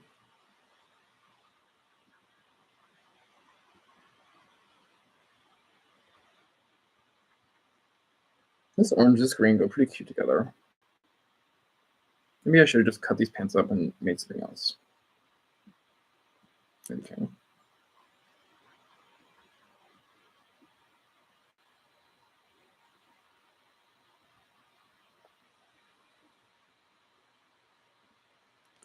Chop it up. With indie dip. Ah! I'm trapped inside. These twists. Come on. There we go. Come on. Wow, I think this was enough string to go all the way. Probably should have tied it off at some point. Yeah, like on the corner. These are high-risk pants. One thing comes undone, it's just, I'm gonna be naked.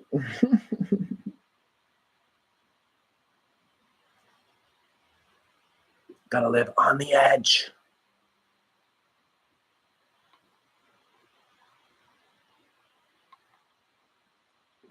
We're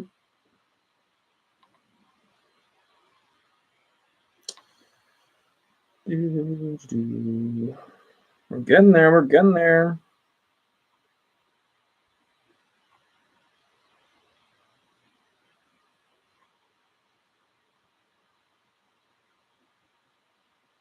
Question is, will it look good? Always the question.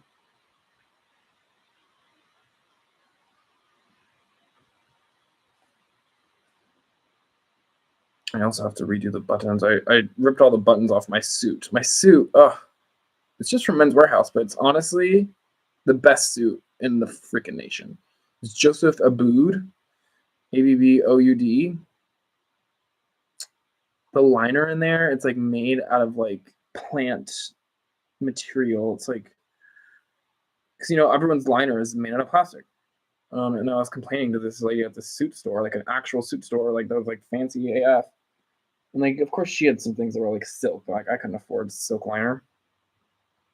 Plus, silk is not vegan. It's like possibly really bad, depending on the people who did it. And she was like, "You need Joseph Aboud, and it's at Men's Warehouse, and it's only at Men's Warehouse, but you can get custom made as well." And bruh, it's like, it's 100% plant based. I'm like, wow, how'd you find a freaking plastic free like suit at Men's Warehouse? It's crazy, but there's buttons, so I had to cut the buttons out. But some of those buttons, when you're doing suits, like they are not like, it's not like they're just putting the button. It's not like a freaking button shirt. It's like the buttons are like inside the layers. Like suits are like really elaborate, honestly. So yeah, it doesn't have like plastic, but it's pretty ratchet in a way. I put the buttons on, but from the outside, I got some abalone going. It's the flyest. I had to go to court, and so I'd walk past the person that was charging me, the district attorney. I'm like, yeah, I'm better dressed than you are, and I'm poor. You have to. Hey, I'm sewing, and we just finished. Ta-da! Now let's see from the other side.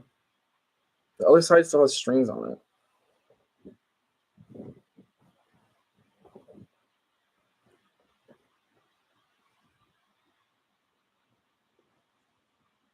Well, that's the final result.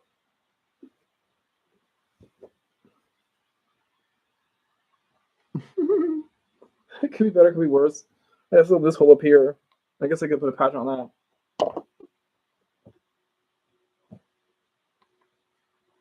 The orange looks nice.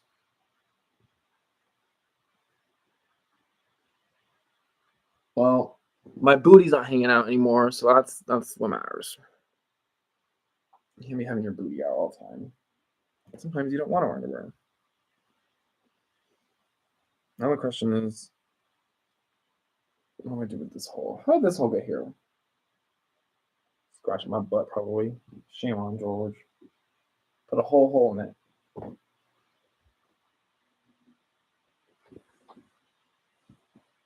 I don't know. Like I said, I still have to figure out how to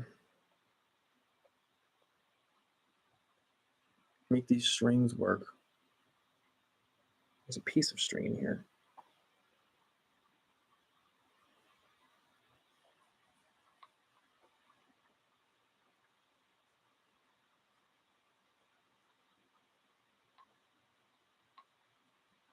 It just doesn't come out. Come on, string.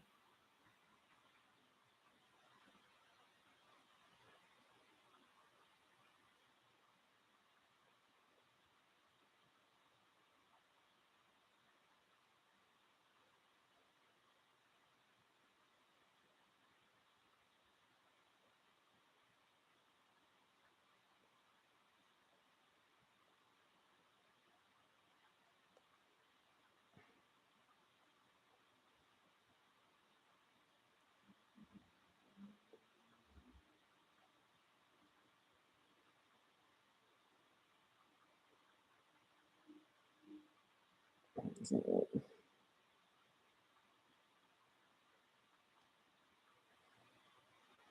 should have made the string a different color, but it's the same color as the pants. Okay. Oh my gosh, I think that's it. Oh my gosh. See? String. But it's all kind of torn up, yo. Let's see if there's anything I can anchor to.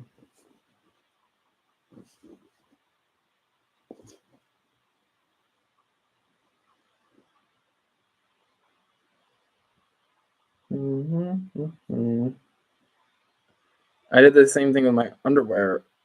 The string was like hanging out of the dryer, and I just closed the door and I turned the dryer on. It was like the most ridiculous thing I've ever done. It was like multiple strings hanging out, and I was just like, "Oh, this will be fine." It was just, but that one, you can go all the way through, so I just made a string out of twine. But this one, like I said, doesn't go all the way through, so I have to do something with these ones. Or I was gonna put a button on it.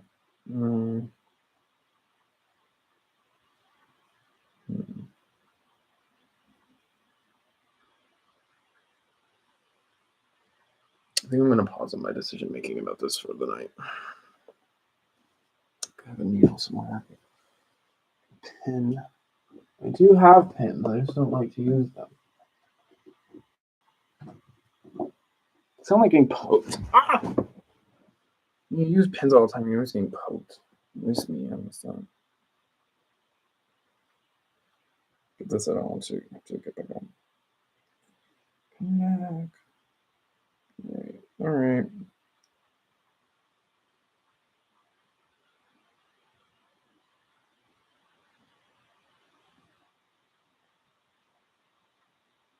I have to decide if I want to sew something onto this or just make a button.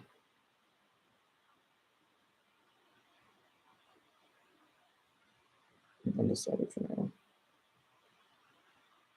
I can make this safer now. This is a bit safer.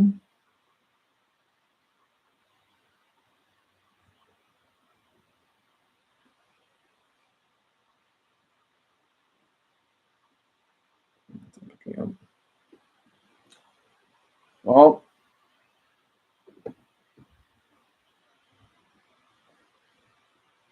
this part came out pretty well. You can't even really tell except for in the beginning a little bit.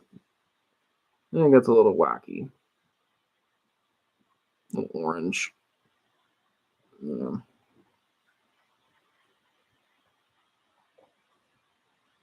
Kind of looks like the Volcom symbol. Are you seeing that too, or am I tripping? The Volcom symbol, which I have. No, I don't. Maybe I do.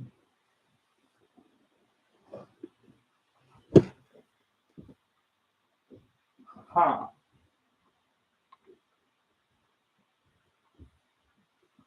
Check out this thing. This is a towel that is just like a sleeveless hoodie.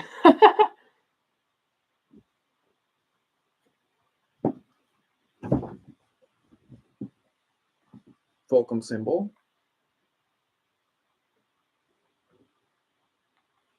Pant hole. I think it's pretty close. Randomly. I tore open a Volcom.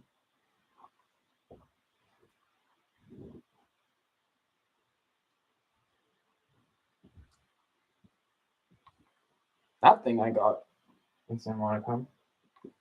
The same day I found the place that sold my jacket. But I didn't buy my jacket because I already had one. But you're supposed to buy more than one. That's what I learned. When you like something a lot, you have to buy more than one of them. That's what I learned. And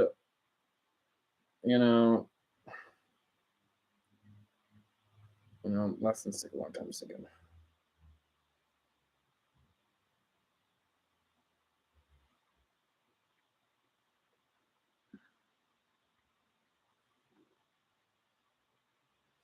All right, folks. We've been at it for 2 hours now. No one seemed to want to chat about politics. So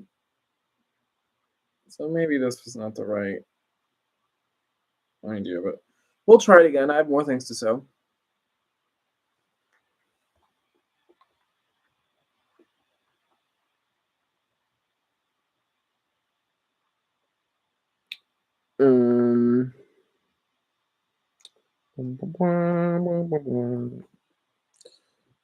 I have more things to say, so we'll probably try it again, maybe tomorrow. And hopefully someone chats about politics. Jesse came in for a little bit. Jesse, who's also running for governor. Jesse's from LA. And we are organizing a gubernatorial forum in Los Angeles. And he's checking out Pershing Square to be our venue. I don't know if we're going to be able to afford that. But we might be able to get sponsors. But people keep having gubernatorial forums, and with all these people that we don't even like. They suck. I don't like the things they respond with. So we're just going to, have our own. And so stay tuned because, we'll invite you to that. It'll be open invite, and we already have one reporter semi-interested in attending. And then we'll probably try to get some more once it's more finalized. But it'll probably be in like a month or two, so stay tuned. And don't forget, this Saturday is No King's Day. I have to look at the YouTube too, even though we still haven't gotten a viewer, I don't think, this whole time. But and I'm going to be going all around town because there's lots of places that are having their first events, which maybe it's not the right thing for me to be doing, is going to their first event, because there's not going to be very many people there. I need to get people, but I try to support the people that are doing the actual activism, of, organizing events. So I think that's important. I remember the first event they had in Corona. Corona is like to the direct south of me. Corona is called Corona because it has a circle. It's like a street that goes around, and that's the Corona. And my street has the eyeball. Not my street, my city. So it's like we have one street, and it's called Milliken, where I live, and then it's called Hamner, and then it's called Maine. And on the bottom, where it's called Maine, it's a big circle that goes around it. And at the top, there's a thing that is called Terra Vista Loop. I don't forget what the bottom part's called.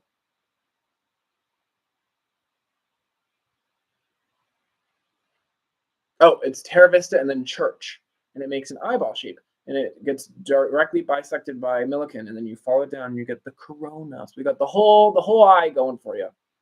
Anyways, their first event, I loved those people. They had hot dogs. They were grilling hot dogs outside of City Hall. That was such a fun time. And they're plant people. Anyways, I have to get back to one of those events. But yeah. Well, folks, it's time for me to bid adieu and get to sleep. So come back around, hit the follow, and we'll probably be sewing again soon. And hopefully chatting politics as well. So happy evening. Thanks for sticking in, and I'll see you around.